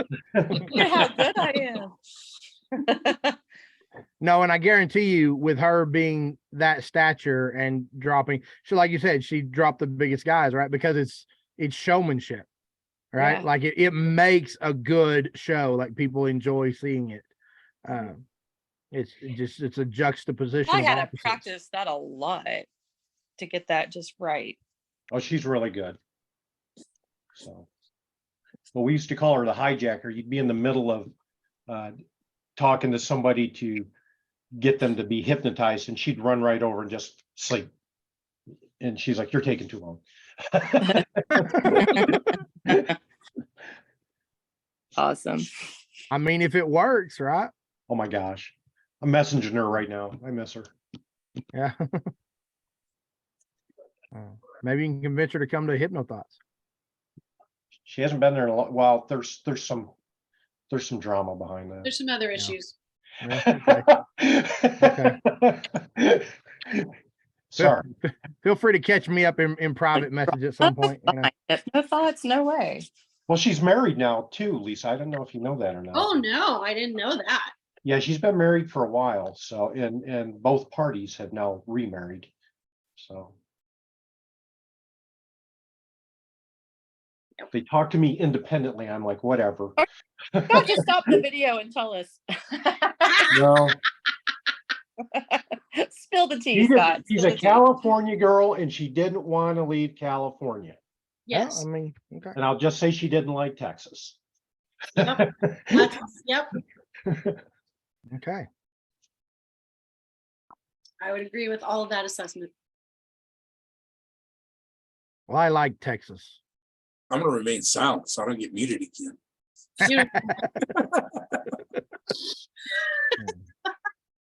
You don't know any of them. Stephanie does though. Yeah, Stephanie does. I'm sorry, I missed what you just said. I know what. You know the people's involved. Yeah, you know all the pieces to the puzzle. You just haven't put them together. You just didn't get the picture on the box. No, I still don't have. I don't still have the picture. Must But be I'm amnesia. really tired. It's been a really long weekend. Hypnotic amnesia. Yes. I don't think it was super public either. So, you know. I know I'm looking forward to I'll get Hypno it Thoughts like this year. Yes. HT Live is going to be great. I got a video for you guys. Oh yeah? Both came back to your color. Yeah. Way to bring us back, Bob. This is a very interesting one, so I'll play it and then we can talk about it. We can go through it. It's only 4 minutes. So Okay. let me share the screen. Don't forget to share sound. Yes. Oh, wait. And there we go. Have you guys seen this before? I Nope. don't No. believe so. All right. Hello there. That's a fly suit, my dog. Thank you, man. Dr. Ken. Arrow. Errol, nice to meet you. Dark Shark. Yeah, very nice. Mr. Jasper. Mr. Jasper, nice to meet you. Now, I'm a hypnotist, but not the kind you may have been thinking about. I'm not the kind that makes people turn them into clucking chickens. If we can tap into the deeper mind, we call it the unconscious mind, we can be better, greater than we are, more successful in everything we want to do. Now, here's what I want you to do. I want you to put your hands out, stare between them. Don't look at me, look between them. Watch those hands begin to move together. Just begin to bring them closer and see if you can feel them moving together, that kind of force, that magnetic force, because I want you to think of magnets on the palms of those hands. Now, when they touch, get those hands to touch, interlock your fingers like this. That's actually a sign of hypnosis, believe it or not. The hands are growing tighter now, number 4. Tighter still now. They're going tighter and tighter now. The hands grow so tight. Just let your imagination go. Let it go. Go ahead and try to unstick your hands. Dark Shark, were your hands stuck closed? They sure were, weren't they? Yeah. Absolutely. Jasper, how you doing, my friend? Stand up with me. Okay. Come on forward. Come on forward. Let's see how it works with you, okay? Look at that left foot is the sticky foot. Hey, sticky. Hey, sticky, right. Look right down at the tip of that foot. Now, the more you look at that foot, the more it sinks. Can you get the feeling of it sinking down in there? Just imagine what that would be like. Try and unstick it, and you'll see it sticks even more in the experience of it sticking. Do I try now? Yeah, give it a little try. It's stuck. There you go. Okay. There you go. See, you're in total control of this thing. Have a seat. I think we're going to switch to something else. Okay, now, Dark Shark. Let me have your arm. Just let your arm go. Just loosen, limp, and relax. That's it. Look at me, look at me, look at me. Right hand. Loosen it up. Don't make me confess no unsolved You're not crimes gonna. now. You're not gonna. Loosen up your arm. Loosen up your arm. Just let it go. Go. Just follow my fingers. Look down. Look down. Look down. Look down. Look down. Look down. Sleep. That's it. Let it go. Let it go. So in a moment, when I count to 3, Dark Shark, NASA is planning on going to Mars. And we've got you here, our first Martian, when I count to 3. It's 1, 2, 3. Just sit up. Open your eyes. Hey there, our first Martian. What's your first impression of the planet Earth here? What'd you have for breakfast this morning? It doesn't sound good. Did you like it? What's the typical Martian meal going to be? Whoa. Okay, what did he just say? Errol. Oh, man. I don't know. He has to say it again. I didn't hear it. Say it one more time. There you go. And what do you think of the women on the planet here? Oh, yeah. Errol, can you say that? Yeah, okay, you can't. Okay. No. I got it. But in the interest of the public, we don't. Yeah. Them. Okay, when I count to 3, just close your eyes. 1, 2, 3. Right back to being Dark Shark. Excellent. All right, it's time to wrap it up. Yeah. All right. First of all, I want to thank everybody here. Trying to give each of you connection to your talents. Now they're different in every way. And this guy is a bundle of love, man. He is such a bundle of asshole. He is a bundle of love. Okay. I was saying some crazy ass shit.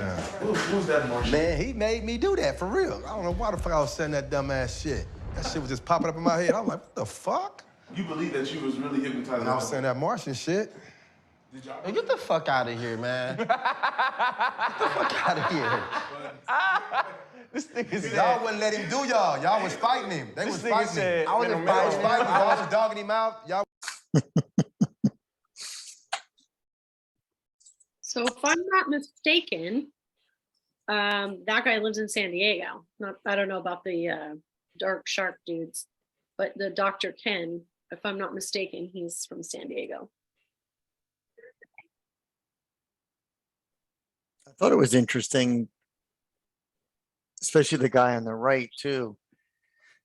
And he was just not having it, but you could tell he was making a real effort into trying not to do it.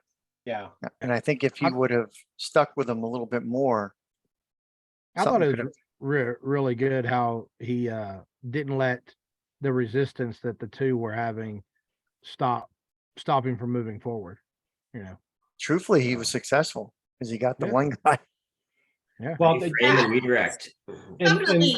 the cultural reaction is on the first guy where he was trying to stick his foot and said, just let it sink down. To African Americans, sinking down is a real thing. So they think that sinking down will take them just like whatever. What the hell was that movie? Get out.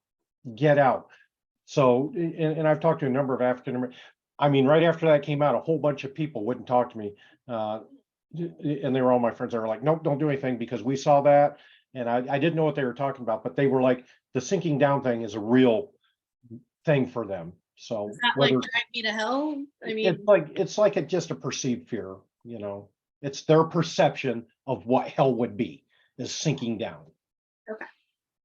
That's what they told me. I don't know that for a fact. Well, I know it was edited. I'm sure it was edited. Oh yeah, you can see the edit.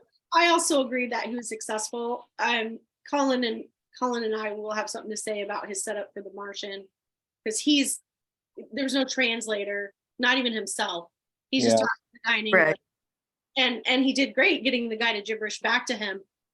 But it's like all of a sudden he decided he didn't know how to translate, where he was already having this two-way conversation with them. And then he decided he needed his translator. But Yeah, that was kind of sloppy. Tell me what the tapping on the back of the ambiguous touch. It's just distraction. just a distraction, as far as I know. We weren't there. I think kinesthetic touch makes that, reinforces, especially if he's hitting visual, auditory, and kinesthetic all at the same time, because he doesn't know what he is or what his. Yeah, but he wasn't saying, and as you feel the touch on the back of your, like he wasn't. No. I think it was just ambiguous touch or just a distraction. Yeah.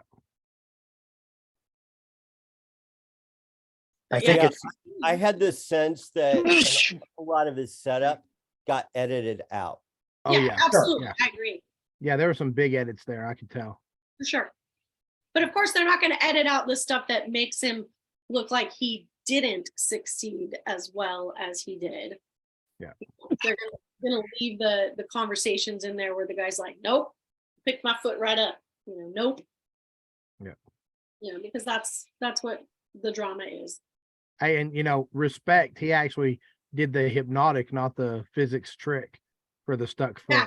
So, He wasn't leaning on him. He was, a lot of times that's what's happening. It's actually a physics trick.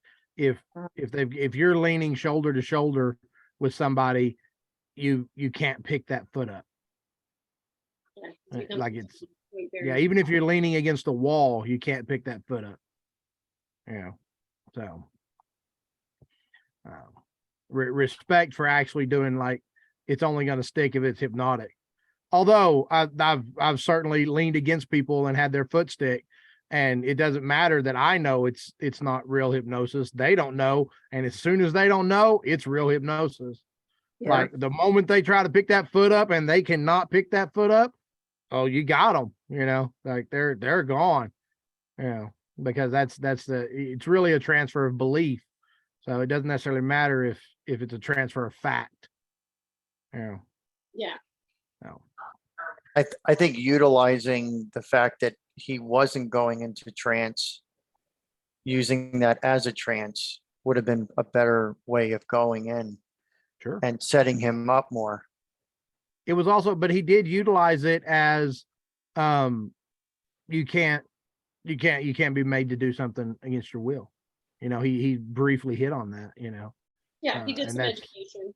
The parts Yeah. that Well, and not only is that education, but that's also makes the guy who talked about not wanting to confess to any crimes, well, he's not going to do something against his will, so he's more apt to go, Yeah. And it builds rapport. Yeah, exactly. Yeah, it's a good little video.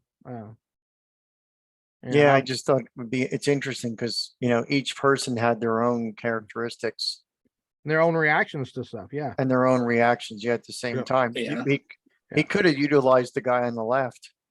That was trying. I like it when you have hypnotists who will share stuff like that, because a lot of hypnotists wouldn't share that because they would see that and be like, oh, I didn't work with these two guys. It only worked with. Though that shared that. That was those guys, Jasper and Errol. Well, and that's fine, but yeah, I mean, it shows that Realities. it doesn't always work with everybody in an exact in this exact moment. I firmly believe that everybody is capable of being hypnotized. I do too. But not everybody is going to be hypnotized in every situation at every time. By every person. By every person, yeah. Yeah. What was that, Lisa? You can follow instructions. Yeah. You have a cognizant ability to follow instructions. Then What do you mean by use that he's not going in as the induction? no, he didn't say he's not going in. He said he's not going to confess. No. Right. No. The first guy. Bob's Or the comment. right.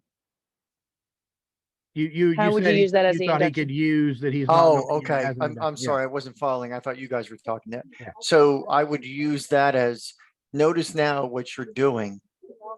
And in a way that could be already you're in a trance now. And he could be rolling his eyes and I said, that's right. Look at that. Notice that right now, what you did. It's that non-awareness that you can get people to, because now he's trying to fight something that now he's putting himself into it. He's actually doing it to himself. Yeah. And that's what ends up happening. Just like you shaking your head right Got now. it. If I'm sitting there and I'm across the table and I'm having dinner and the person says, yeah, I don't think that's real. I'll say, well, do you know what's real? Like right now, you're shaking your head. Is that real? I'm already setting you up for the induction. So, and then, so it's not like, where most people will just kind of either give up, not most, the people here won't. But you can make something that's not working. With the conversational, you can go anyway. There's no dead end road. He had a dead end road. He couldn't do anything with him. Where you could say, there you go, shake, nod your head. Look at that. Isn't that interesting? And then notice when you stand up that you're already in a trance, aren't you? No. And then when you answer no, what does that mean? And all of a sudden, and I've done it. And it's like, they're confused now. Or you could even go, exactly, Yeah. No, you're already in a trance. No. Exactly. And you're leading them with your nods. You're leading them with your literally your physical being of you're moving your hands or you're doing this. I've already had a conversation where the guy's going, yeah, okay. And I go, okay. And you just start leading them.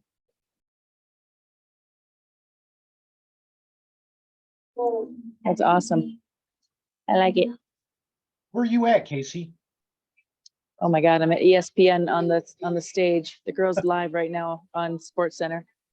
Salima Masakela and Victoria Arlen. I've been doing hair and makeup on the set all 3 days for X Games. And their fucking microphones, whatever microphones you guys are talking about, literally, they've had like the beep, beep, beep guys going by in the snow cats and all kinds of shit. The cameraman over here had music playing off the computers. People are just talking and their fucking mics only pick up their little bitty voices. Wow. It's crazy. Isn't it wild? Yeah. So it just picks up. I don't know how it does it, but they're spectacular mics apparently. Isn't that cool? It is. Yeah. I'm Aspen. It's fucking freezing though. Isn't it? It is, isn't it? Yes. Isn't it? Yeah. Wasn't isn't this cool? How you can, so that's the half pipe. This is the set. I don't know if I can zoom in, but it's pretty neat, right? That's Yeah, cool. yeah, Very it's neat. awesome. So are you gonna try to hypnotize any of the athletes? No, we haven't. Well, I guess a couple of the athletes came up, but it's mostly been these two sportscasters from ESPN. And where is this? Aspen at the X Games. Aspen. Okay. So we're outside. Like it's just a set that just has 3 fabric walls. Yeah. That and then the snow. And it's And fucking then cold. It's It's not as fucking cold cold, as dude. Sean. Yeah, your little Ooh. nose red. See, in, see, Yeah. in Pennsylvania, we just have colds, but in Aspen, Colorado, they have fucking cold. Yes. Okay. Just wanted to make sure. Yeah, it's freezing. Yeah, So the it's guys amazing that negative they're- 42, holy shit. Yeah. I'm that's bragging, crazy. Sean. That's the same temperature, negative 42 is negative 42. Crazy. Crazy. That's why I'm So wearing we a just sweater. wrapped. He's We like, just wrapped, that's so I'm why gonna- I'm wearing a sweater. A Yeah. sweater, just a sweater. Yeah, I'm So Canadian. you guys were you know, talking the I'm other used day. to it. You guys were talking about the other day about was it Scott? Was your grandmother blind? Yes, my grandmother was blind. My great So grandmother. I wanted to get on. I saw the replay. There's a place in Utah called Vibravision, Yeah. and they teach people. Thank you. How to, like, they can read a book with their hand, totally blindfolded, like with bandages and a blindfold. Read a book with their hand. They catch certain colors and they say yellow. It's a hacky sack. Blue, green, red. They go through a total field where they've got poles in the way. I can't think of the word. Obstacle course, and they don't hit anything. Completely blindfolded, and they call it Jedi school. You talking about It's really Indigo? cool. Indigo No, kids? No. No. This is a course you can take. You can go to this place called Vibravision in Utah and take this course and learn how to do that stuff. All right, Steve, it's up to you. Yeah. So I'm gonna go. We're wrapping, and I'm gonna clean up my kit and get out of Vibravision? here. All right. Vibravision. Big Yeah. case. So I'm gonna listen, but I'll turn off my camera and my mic because I'm gonna be walking around. Cool. Thanks, guys. Thanks, Casey. Thank Yeah.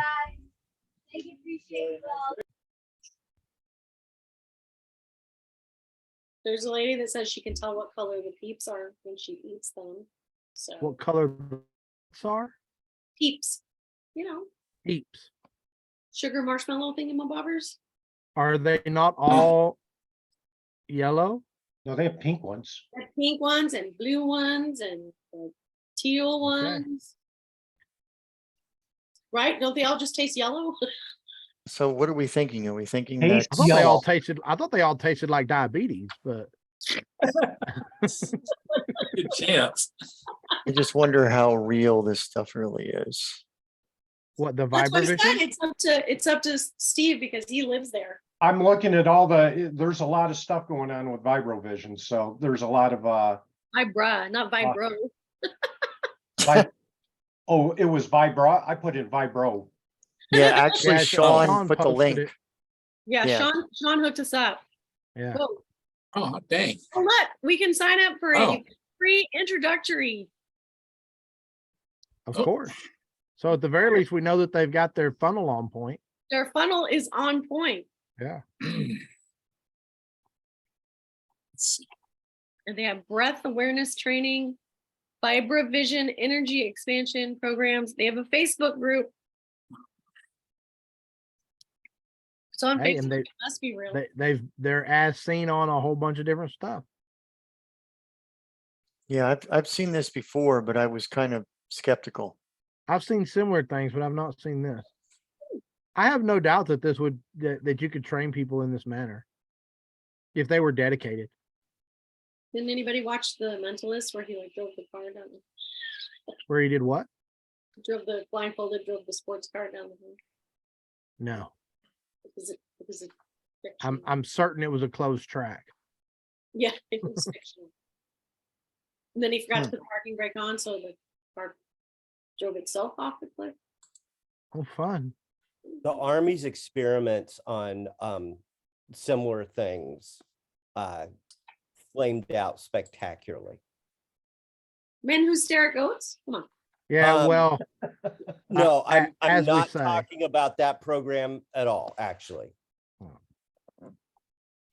So as we know, the government isn't exactly efficient at anything they do. So just because they couldn't do it, don't mean it can't be done. All I'm saying is that the controls under those circumstances are far more intense than somebody running a funnel. Okay. Maybe.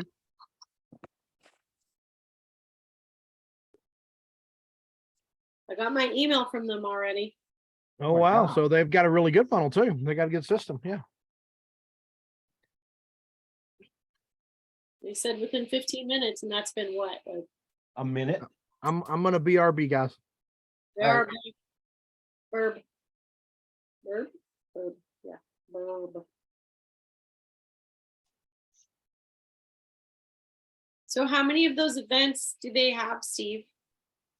Quite a bit. So it's like a circuit, Lisa. So they go all over Utah, Idaho, Wyoming, and it's like probably 8 events throughout the year.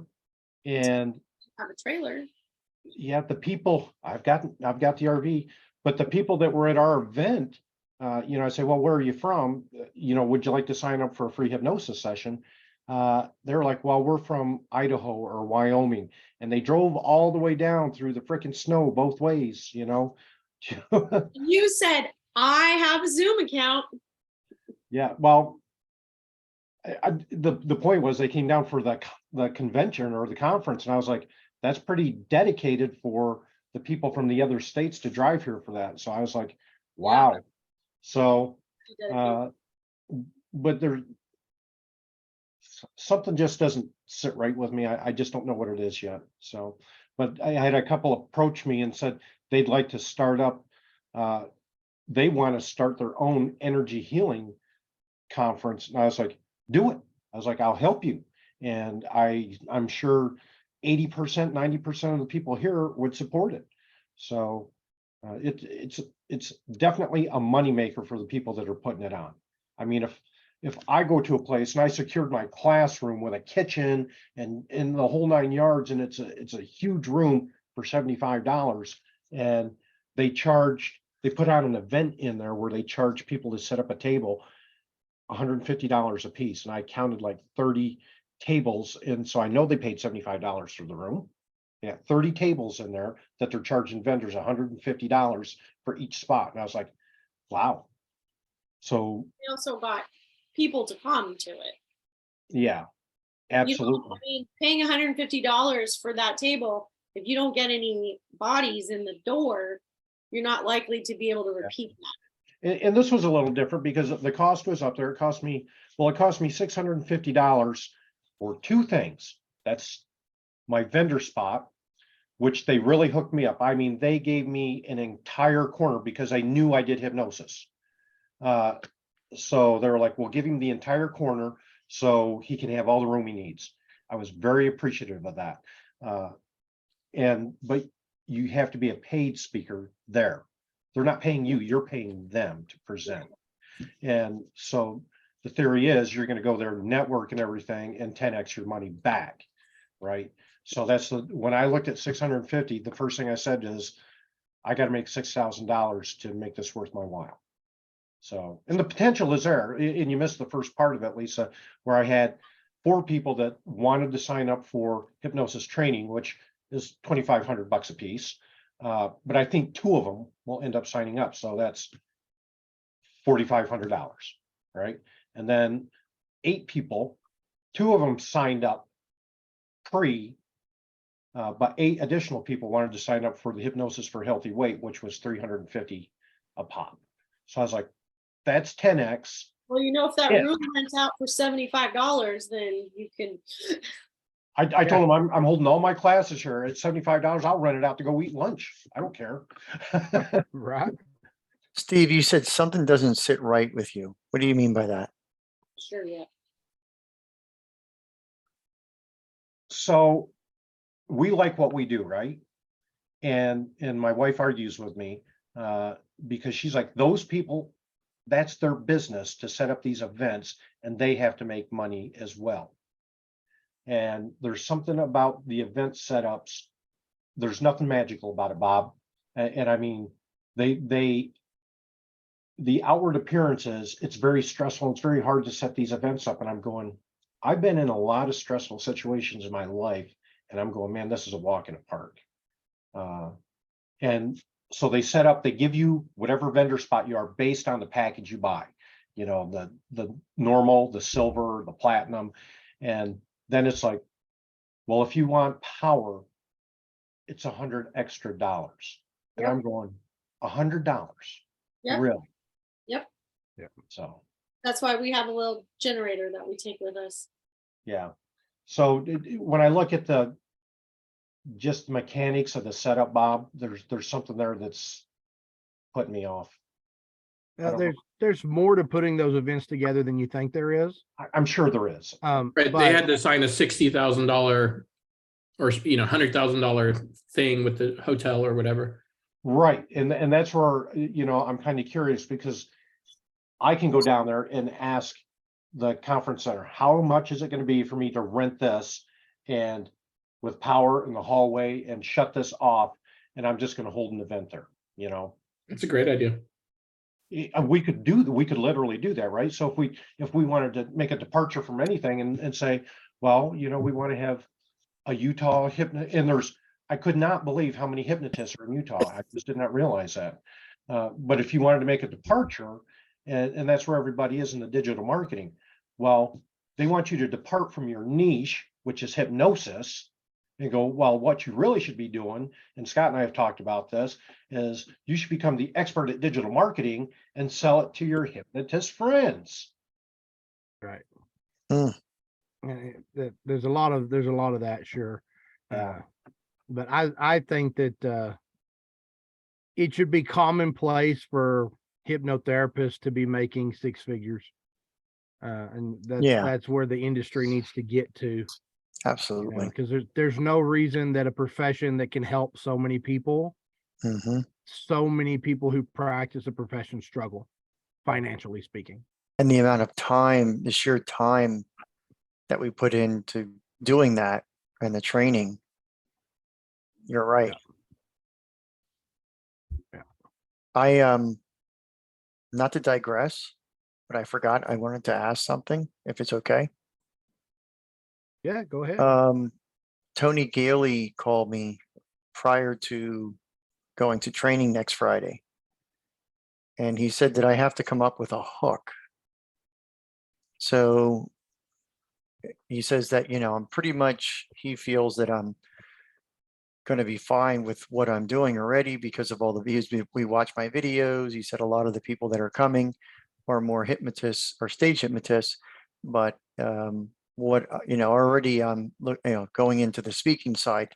He thinks I'm well prepared, but the biggest thing that I'm looking for is the hook. So I've come up with a couple things and I don't know, I'm still kind of trying to figure it out. One of the things that I came up, go ahead. So what does a hook mean to you? It's saying something so small with less words, but big impact. Like, whoa. Mine is imagine the possibilities. You'll find that on every piece of paper that I put out or every audio. It's imagine the possibilities. Yeah, that's not what it means to me. That's not what it means to you, Colin? Is that what you said? Yeah, a hook is something we're doing that's going to grab people's attention and get them to stick with us all the way through to the end. Yeah.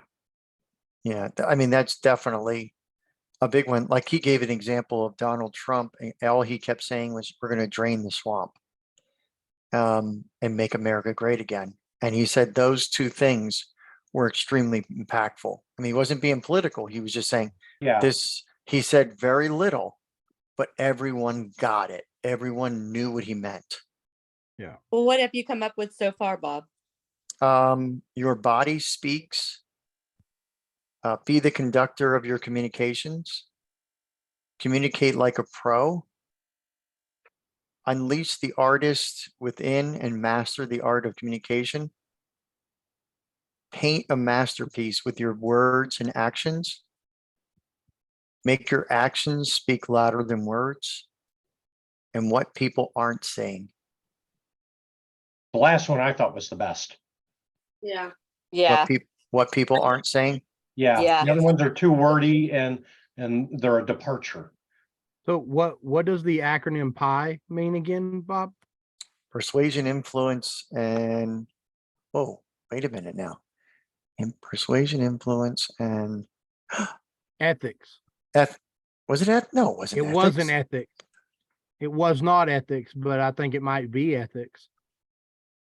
Can you give me that last one again, Bob? I want to kind of just Okay, because I mean, that's what, because he said to me, describe what you're doing, and I just, I said, I watch the body, I watch the voice, I watch the person. So it says what people aren't saying. Yeah, I like that a lot. Yep. Pi was persuasion and influence expert. Expert, thank you. Thanks. You can't use that one now. Well, that was well, that's what I originally came up with. Well, the group came up with, but he did that a was pattern. all Lisa.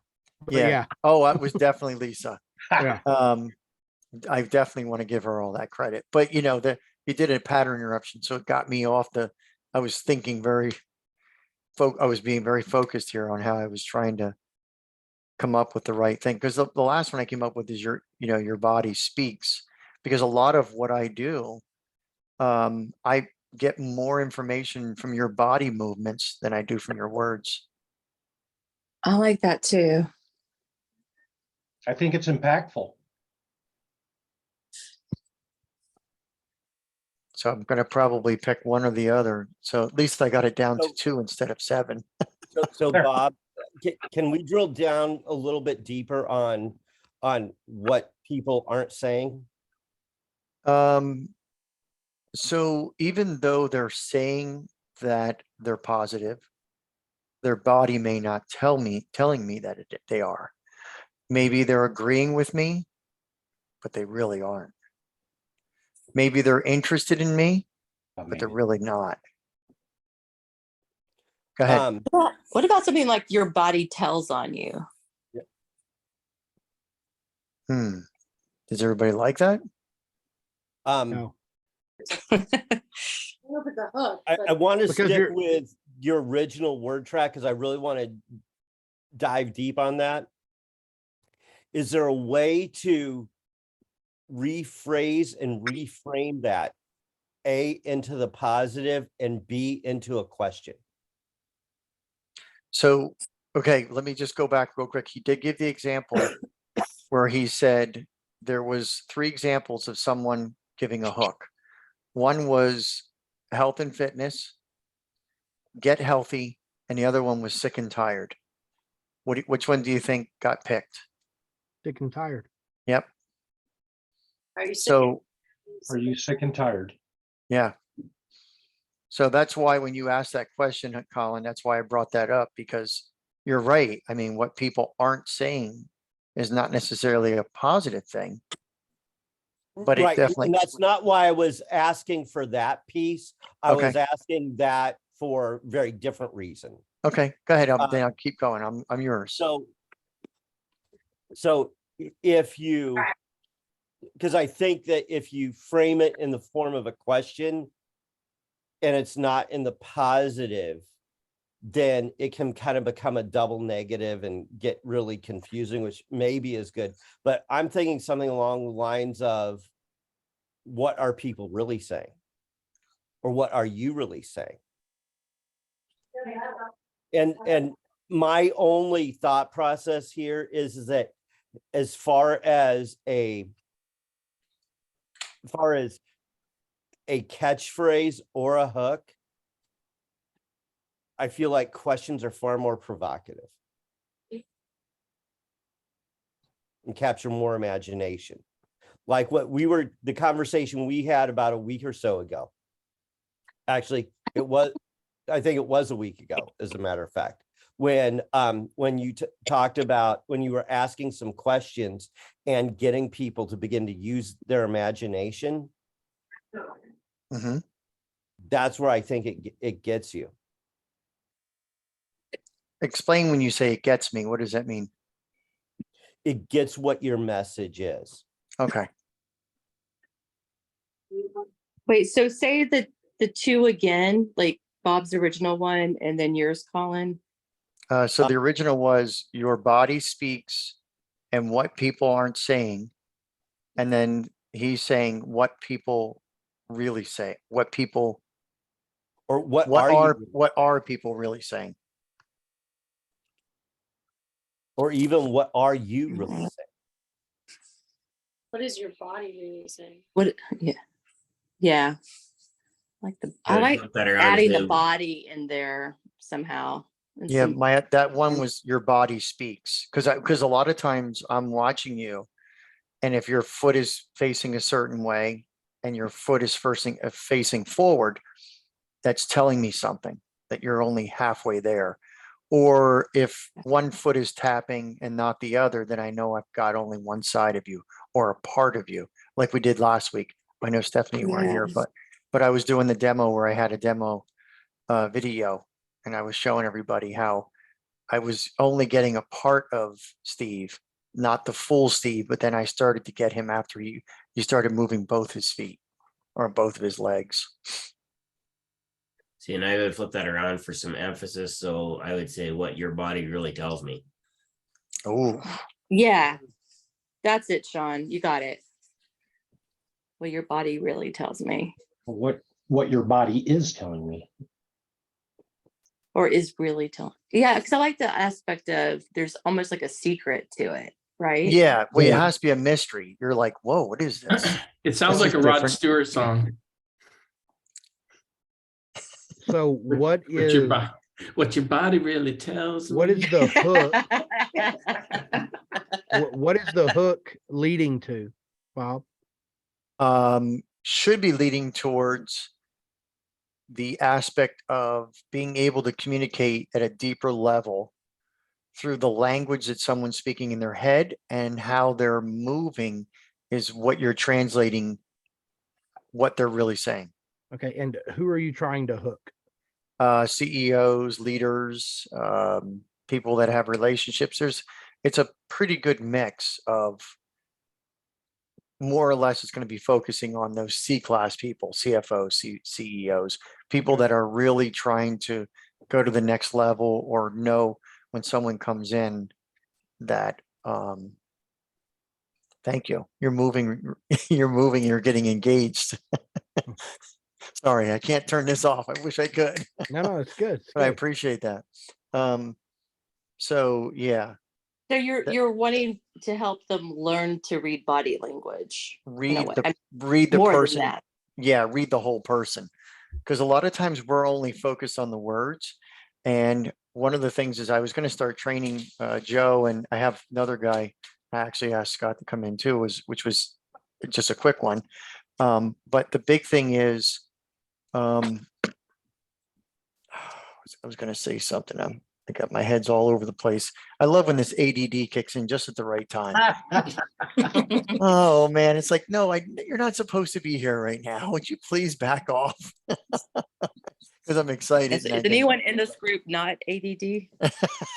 Look, that's actually a serious question. Thank your ADD/ADHD for all that it does for you. Yeah, It's trying to help you find the I correct. got 80 of them sons of bitches. How many people have it? I do. How many people control it? And most of the times. Depends on what I've day been you catch me. diagnosed, and I like to chase the dopamine. Yeah, it's I've sort never of been it's, diagnosed, but I don't know if I have traits of that or not. Maybe I do. Maybe I don't. Oh well. it's a sign of, it's definitely a sign. Self-starter, entrepreneurs, Yep. and stage hypnotist are all ADHD.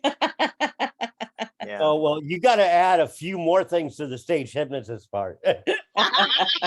We're just starting there. Yeah, just That's just starting there. baseline. That's baseline, Colin. Yep. I'm But sorry, yeah, Bob. We'll go no, back to that's you. okay. It's fine. No, it's I'm enjoying this actually.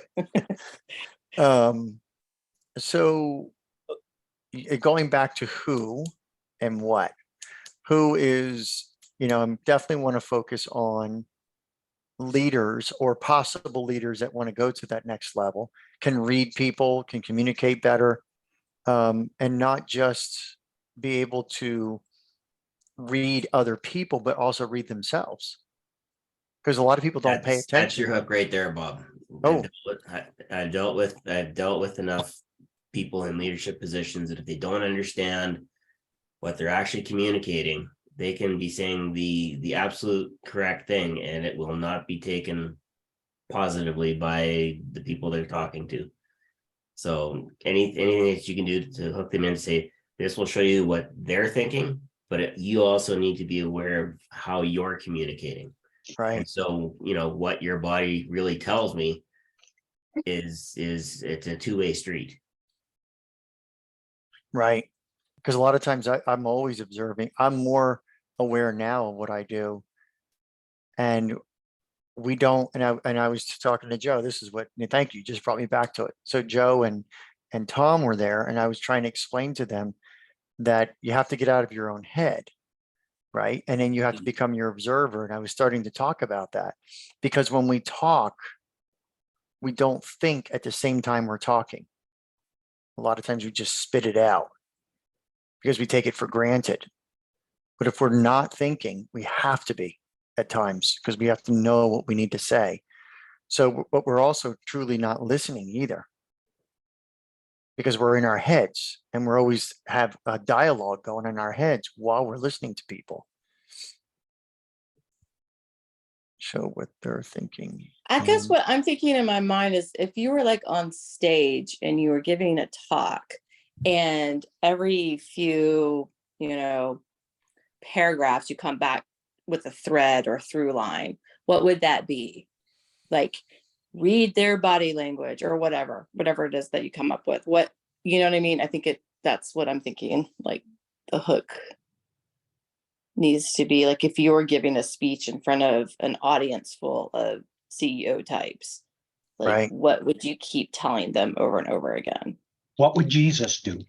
What about know yourself? Go ahead. What about perceiving internal experience? No. Always be calibrating. That's yeah. I like words. That's the ABC. ABC, always be calibrating. Always be calibrating. That's yeah. What are you, that's how, an old. how are that's you an old one, presenting? but you How could are they probably- listening? But yeah, And I'll tell you, Bob, in my previous life, I was that guy. So I was a senior manager of a Fortune 500 company. Walked away.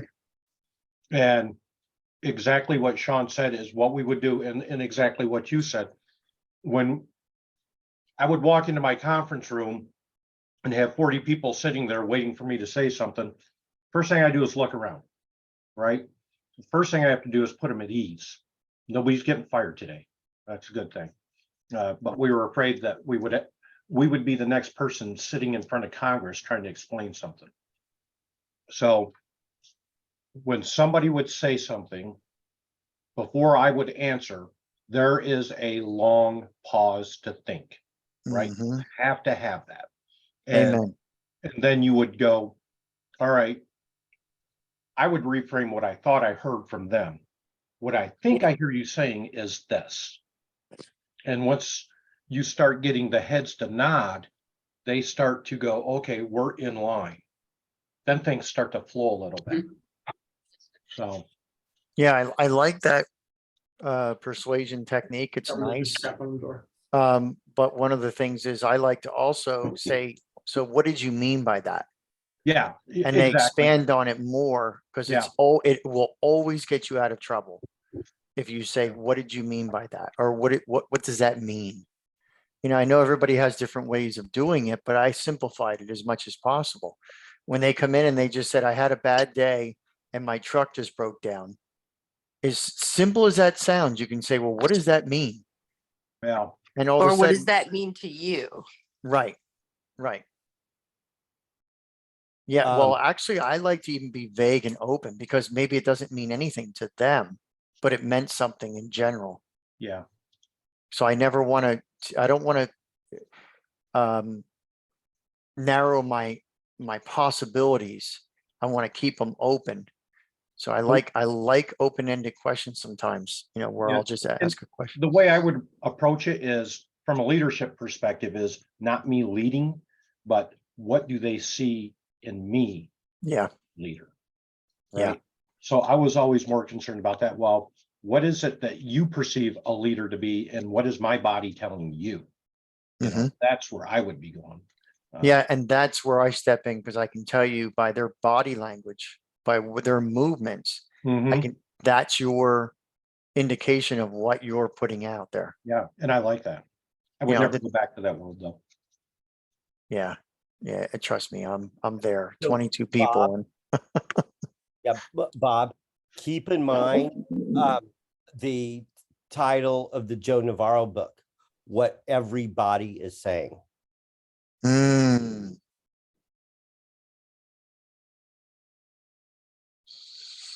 Yeah.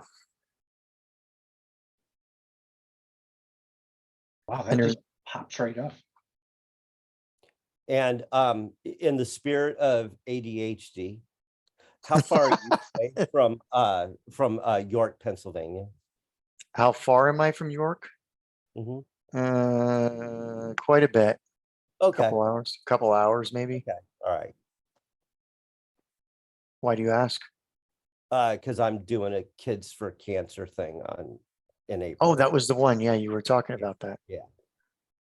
Yeah, it's a little bit far for me. Yeah. Yeah. But yes. Pennsylvania, tiny state though. It's like Rhode Island. Yeah, okay. Oh, no, this was helpful. Definitely. Because I think that's trying to think of what else he told me, but I think that was it. Can you read off your list again? Sure. Thank you. The first one was what people aren't saying. Make your actions speak louder than words. Paint, some of these came from GPT. Paint a masterpiece with your words and actions. Unleash the artist within and master the art of communication. Communicate like a pro. Be the conductor of your communications. Your body speaks. What are people really saying? What your body really tells me. That was the last one. What about simple, smooth communication?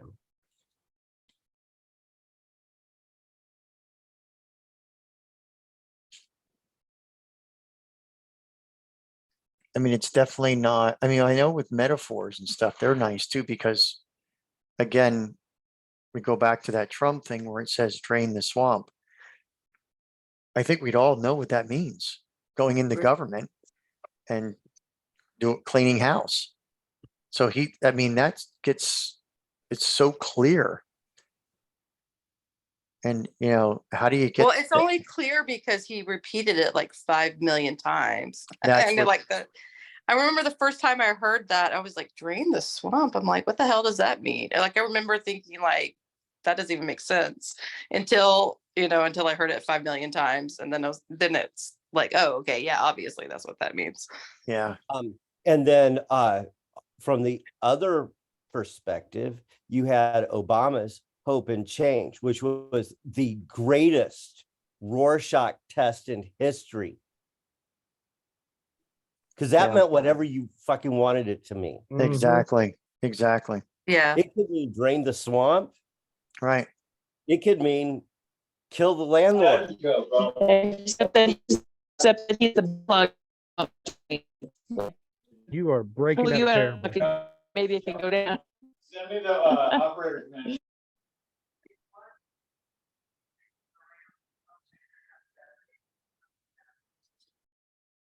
You're not muted, Casey. Yep, she is muted now. Yeah, Stephanie muted, so maybe she's got a bad signal. My thing with most of the things that you said, I don't think that was me. They're complicated and they don't roll off the tongue to me. Mm. Yeah, he said when you hear it, you'll know it, and then you have to test it. He said it's just going to come to you. I still like that what the body is not saying, or whatever that last thing, that first thing that we all said. Yeah, that sounded good. What people aren't saying. Yeah, that's still my favorite one, I think. Yeah, that kind of came off. That was my very first one I came out with before I did anything. That was the very first one you thought of? Yeah. Oh, thank you, Bob Subconscious. You already got it.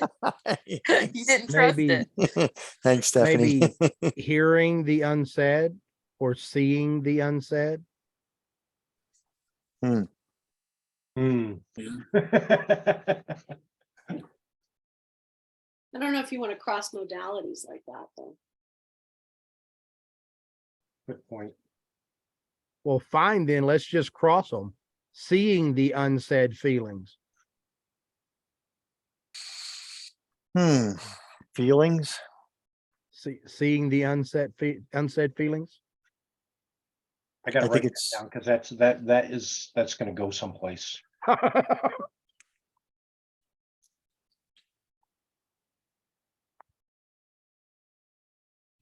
Seeing what isn't said. Seeing unsaid feelings.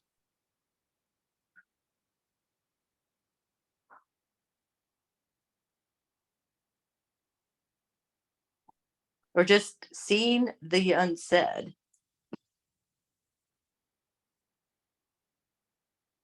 Yeah, that's what I said to begin with. Yeah. Bit of that simple though. I don't know, feelings on it's not like, I don't know, it's just not pinky. Yeah, I either. like seeing the unsaid. Yeah, just Oh. seeing the unsaid, because you can say that 100 times over and over again as you're speaking to them. Just keep peppering that in. Remember, you're seeing the unsaid. You're seeing what's unsaid. Thanks for putting the chat, Sean. I know when I went to New York, this lady helped me actually design a seminar. And one of the biggest things was she talked about the silent self. She kept saying over and over to me, because I was describing to her what I do.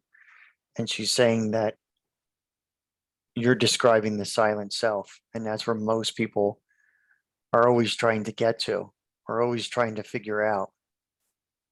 And that's what I do. I work with the silent self.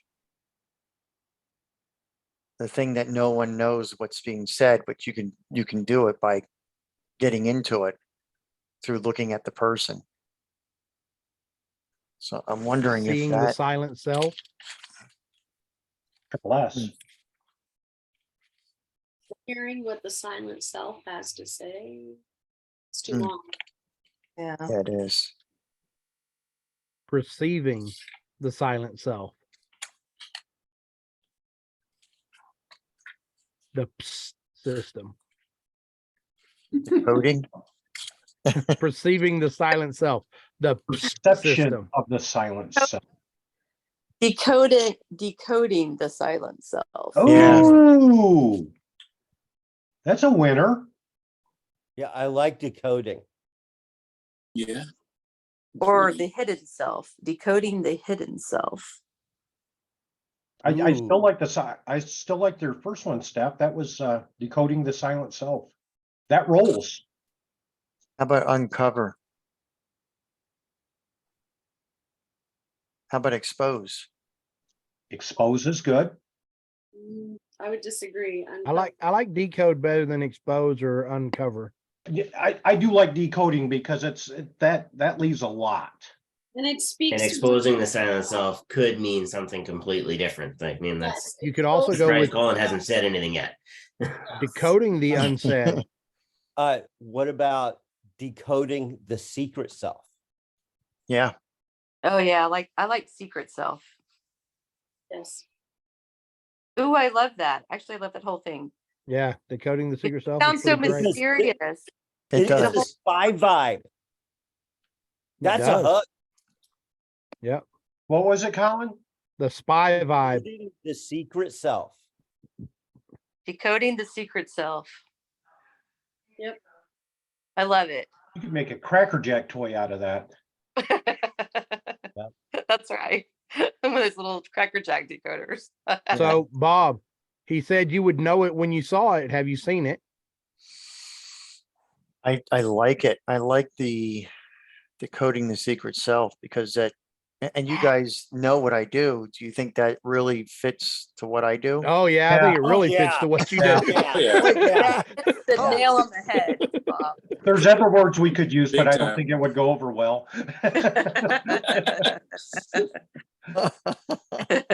Oh my goodness. Bob, what you do has a total CIA vibe. So yeah, Yes, yeah, this totally. is- It's like yeah. just the whole covert hypnosis stuff. Yes. Okay. Yeah, I think you might have a winner there. Yeah, I like Decoding it. the secret self. Yeah. Because That's that could go perfect. that could go so many ways. I see you writing a book with that title too, Bob. You could also have Yes. The book. decoding the unsaid secrets. Okay, so now why don't we do a group hypnosis on me on this, seeing me write a book with that title and getting some of I got a little bit of just a fine touch of anxiety there when I start thinking about it. So do you ever do that where you do a group hypnosis where everybody kind of joins in? Actually, Stephanie did it, where you stand in the middle and then everybody does it around you. Never even heard of it. Yes, we've done that. Sound interesting, though. We have done that. So Are you talking about a hypnotic gangbang? well, I'm not sure. I'm not sure Stephanie called it that. Oh, I almost didn't get that water swallowed, James. I almost didn't get that swallowed. Right. Oh, damn. A spit take would be good for the episode title. That's Yeah. So do we Decoding know? the I've been secret waiting all spit night to take. say that. Just kidding. So do you guys know how to do it? Basically, well, Scott, you can describe it, or Stephanie. Okay, are we Yeah, wanting to like where we chain one person after the next? Yeah. Do you want to do it where we chain it, or do you want to do a more of a confusion induction where we're all talking at the same time, so you're picking up messages subliminal? Zoom, Stephanie, because the mics may cut out. Yeah. Okay, so we'll chain them. Yep. We just got to know which order to go in because I know everybody's in different position. I just you can just play it by ear. Just Or when just it's- jump in when you feel like just jump saying in when something. you know a little bit of pregnant pause while the next person steps up wouldn't hurt anything. All right. Okay, Try so that. I'm gonna do a self element induction quick. Okay. Okay. Just pull me the hell out.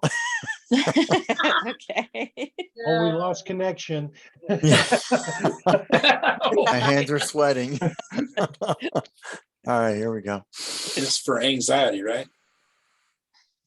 No. That's right.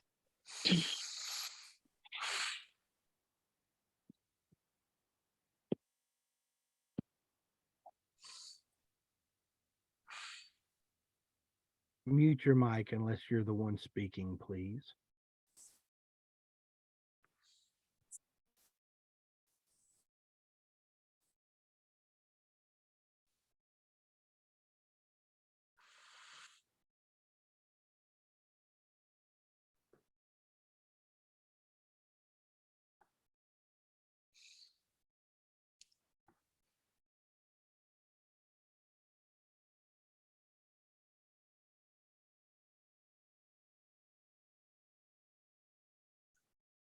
Bob, just give us a little nod when you're ready.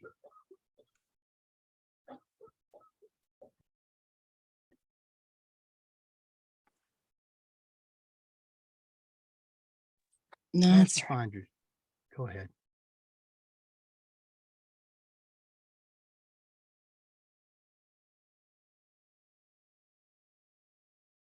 Go ahead, Stephanie.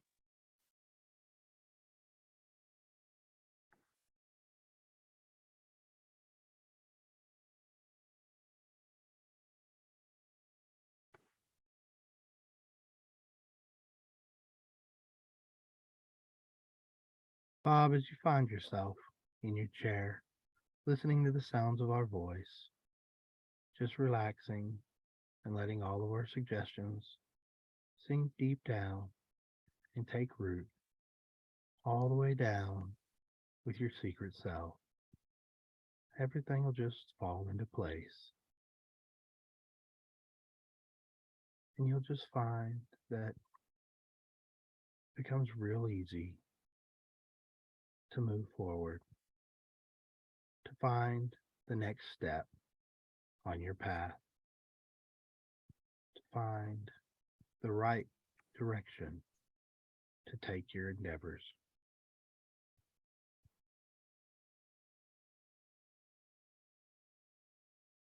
One of the things that you realize is that when it comes to talking about this topic, it's easy and effortless for you. You're able to talk about it all the time. And you do so and have been doing so very well with complete and total confidence. And so what you might be able to do, you might want to do, is just start talking to your phone and allowing the voice to text to do the writing for you in a way that's completely and totally fearless, bold, inspired, connecting, and all about making things better for others. You already have all of the resources within you. Just let that deeper part of yourself that really enjoys educating people to come up and play and have fun as you're writing. And you can imagine yourself setting time each day aside to write, to really just play with this and have fun, allowing the book to write itself. Looking forward to that time that you set aside for yourself each and every day to write. Because you know how wonderful it feels. The more you write, the better you feel. And the better you feel, the more you write. Play. Have fun.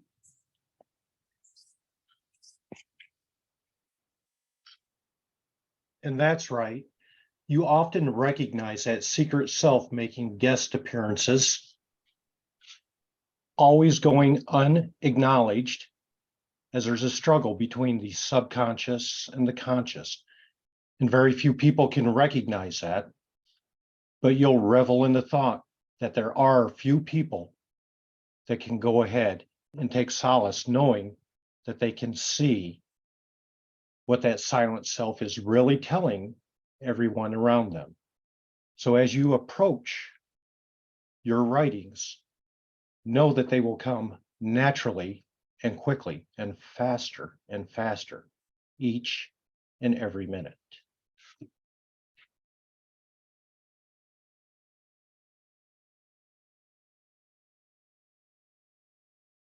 That's right. As you just continue, Bob, to drift and dream and float, you allow yourself to decode that secret self that you've already had the idea of building, bubbling, and creating within you for months and days and years and weeks. And now you easily allow those words to bubble up to the surface. You allow yourself time to organize your thoughts. You take the time, you find the time to easily jot down those quick and easy thoughts on your phone if you're away from home. Allowing voice to text to help you. Allowing yourself to even more create that vision that you have now. And you realize with your real eyes, that you can see the vision, the book, the future coming in now to your life.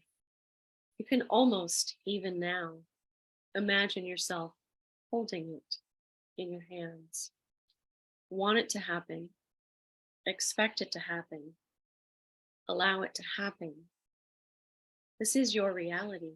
This is what you've been working towards, even without knowing. That's right.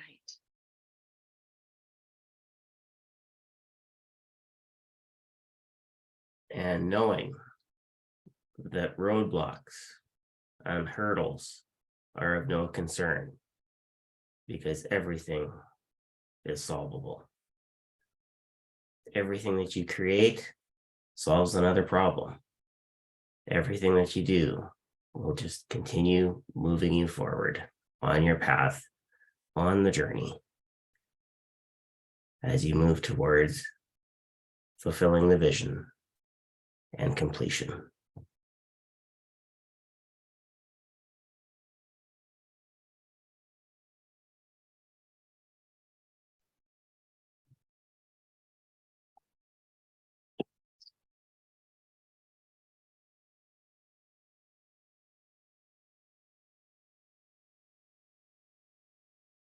And as you think about your goal, Bob, perhaps time is like a piece of paper. Oftentimes we look at it and think, I need to go from start to stop, and it's going to take a long time. But what if time was more like a piece of paper? And your goal can come now as you're ready to let the book unfold. That's right.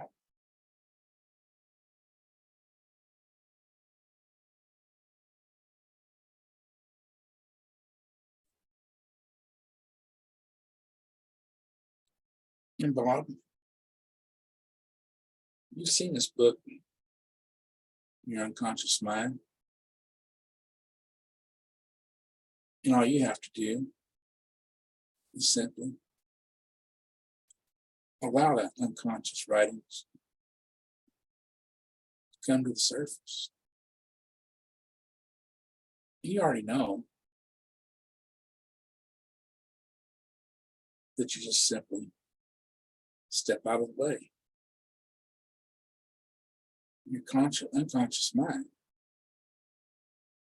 will write this for you automatically. And you advised many people on many things. You've written many things before in other contexts, and it was easy. And you'll find that writing this book is just as easy, especially when you follow your own advice. And you'll find that it's very easy. So simple. At times, you may even wonder that you didn't realize just how simple this really was.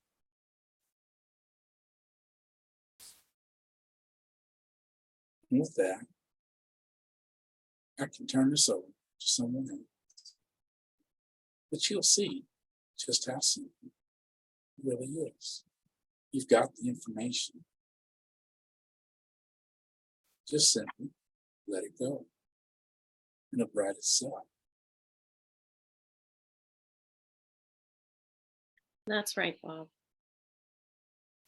And now as you realize and recognize that all of these suggestions have been for your highest good, heading down deeper and deeper into your secret self, knowing that in just a moment, there'll be time to come back to the here, to the now, allowing all of these suggestions to firmly and deeply implant themselves in your unconscious mind, where your subconscious begins to allow these thoughts to take root and grow. And in a moment, I'm going to count from 1 to 5.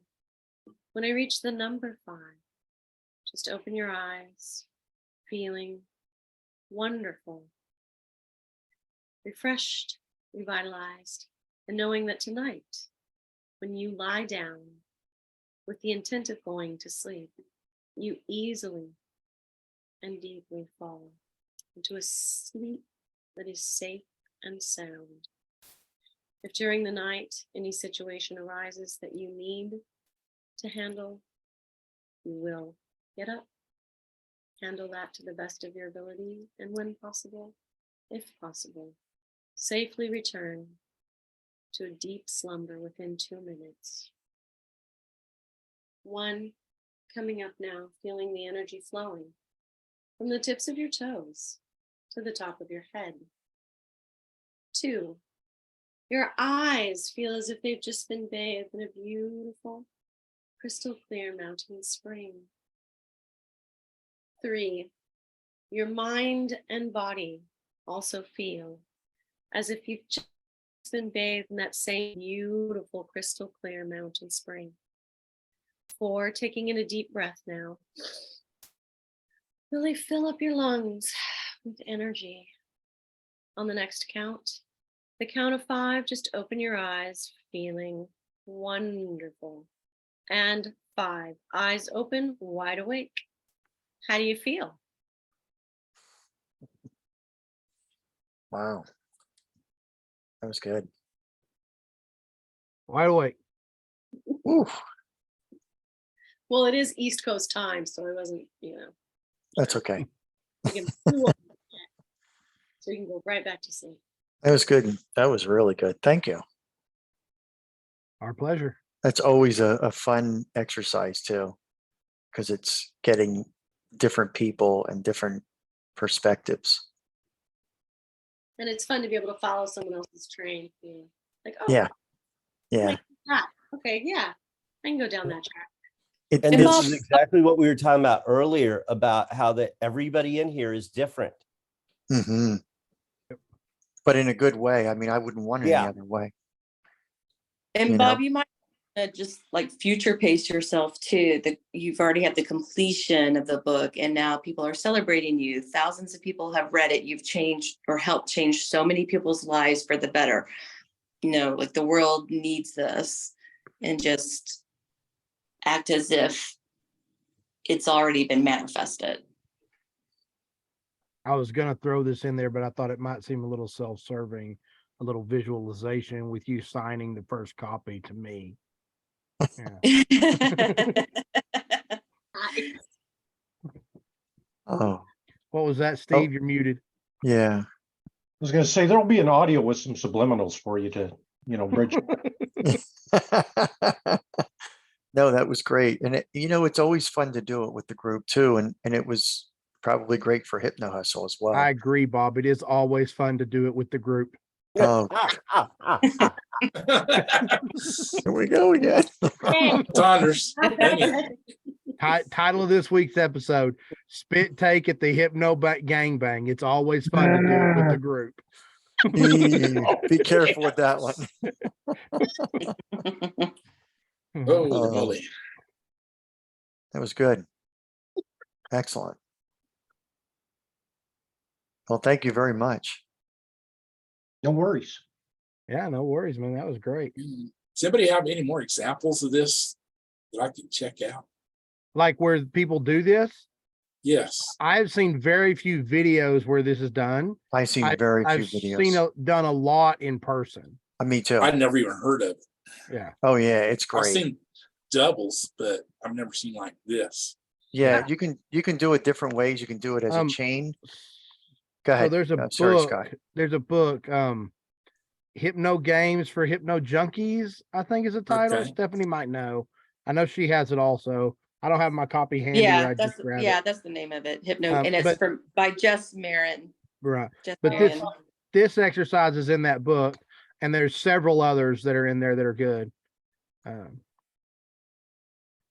And it's an excellent example of a hypnosis style book that can be written fairly easily. I mean, you could easily write and illustrate a book like that with Chat GPT, I believe. At this today, you couldn't whenever they did it, but you could today.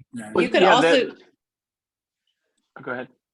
oh, I was just gonna say, you can also join Richard Nongard's writing book, writing Yeah. book. I'm tired myself. Writing group. That's what Writing I'm with trying Richard. to say. Yeah. Or write a book 12-week with book. Richard. It's a 12-week to publish book or something like that. Yeah. And I know you're following right now too, Scott, aren't you? Richard's course, yes, Yeah. I've been through it once. Yes, Okay. it's an excellent course. I know James has done it too. Yeah. I believe. I'm in it now. I've been through it before, but I just didn't finish, so I rejoined.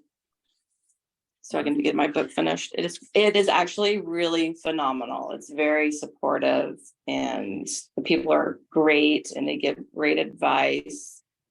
So it's kind of like a group like this, but everybody's working on their book, and most people are working on some type of a hypnosis book, but it's not all about that. It's just there's other people with other professions writing other things as well, but there's a lot of hypnotists in there too. Yeah, it's funny because when I first joined this, I think we had 3 or 4 people. Then we'd have a couple more, and then we went down to like 2 or 3 again, and it's getting bigger. Yeah, it's is going really- back and forth, and Yeah. we're getting in a pretty good stable of regular participants, and I love it. Yeah. Yeah. It's I really good. think there's extreme value in the whatever you might call it, hive mind, group mind, collaboration kind of mastermind that we do. Yeah, I Most mean, definitely.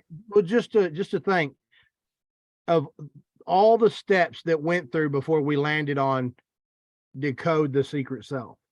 You know, would all of those steps, like, may you have come across that title on your own, maybe, but without the brainstorming Maybe and the 2 back years. and forth, right? The brainstorming, the back and forth in here, you know, how long might that have taken, or would you have ever even landed on that specific thing? You know, you don't know. That's the value of teamwork, accelerating success. Exactly. Well, and it also not only just helps me, but anybody else in here also needs a hook. So now it gets them with some epiphanies or ideas or, you know, things to look forward to or things to do. You know, it does a lot of things, serves a lot of purposes. But yeah, I think it's a really good, I think that's a good hook because you can work that into presentations multiple times and have it stick and be memorable. Yeah. You know, I mean, as long as you're dealing with a human being, you're pretty much doing this. yeah. And I also think that most definitely encapsulates what it is you do. Yeah. And that's what it's important because you guys know you're on the 10,000 view where I'm doing it every day. I don't sometimes know how to describe it. And each day I do, I get better and better. And, you know, if you want to make it even more pithy, you might just make it decode the secret self. Yeah, I think Freak of Nature wouldn't have gone over well. Freak of Nature? What? Decode the freak of nature?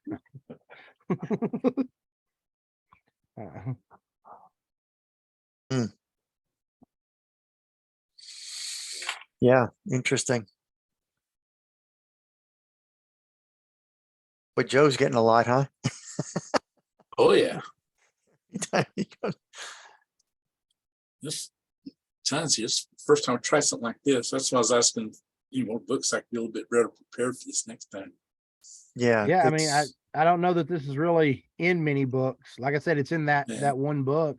I've never really seen anything like this described in any other hypnosis book except right. Now, I experienced that at a David Snyder event. We did something similar where one person was in the middle and everybody would. Yeah. But it was all simultaneous. So it was a little different. There's been a couple of classes. We did it. Taz and Stephanie did a class, and then maybe that's where I did it. And we we did that to them, the whole group of us. Yeah. Did things to him, huh? Yeah, that was fucking awesome. When so Cass and I sat in the middle of the circle, and then everyone in the circle at the same time were hypnotizing us, and that was like total confusion, induction, but also just very beautiful because it was like listening to music almost. Like you would hear just like different bits and pieces of words or phrases from different people all around you. It was amazing. I can't even describe it. It was wonderful. Like I want to do it again. I think there's videos. Yeah, I'm gonna have to shut it down, guys. Yeah, I'm gonna shut down too. But Yeah, Sean, thank you it's for about that time chain. anyways. So Thank you for that chain of stuff there, Sean, as well. Yeah. Appreciate that. Absolutely. Well, guys, thank you for everything.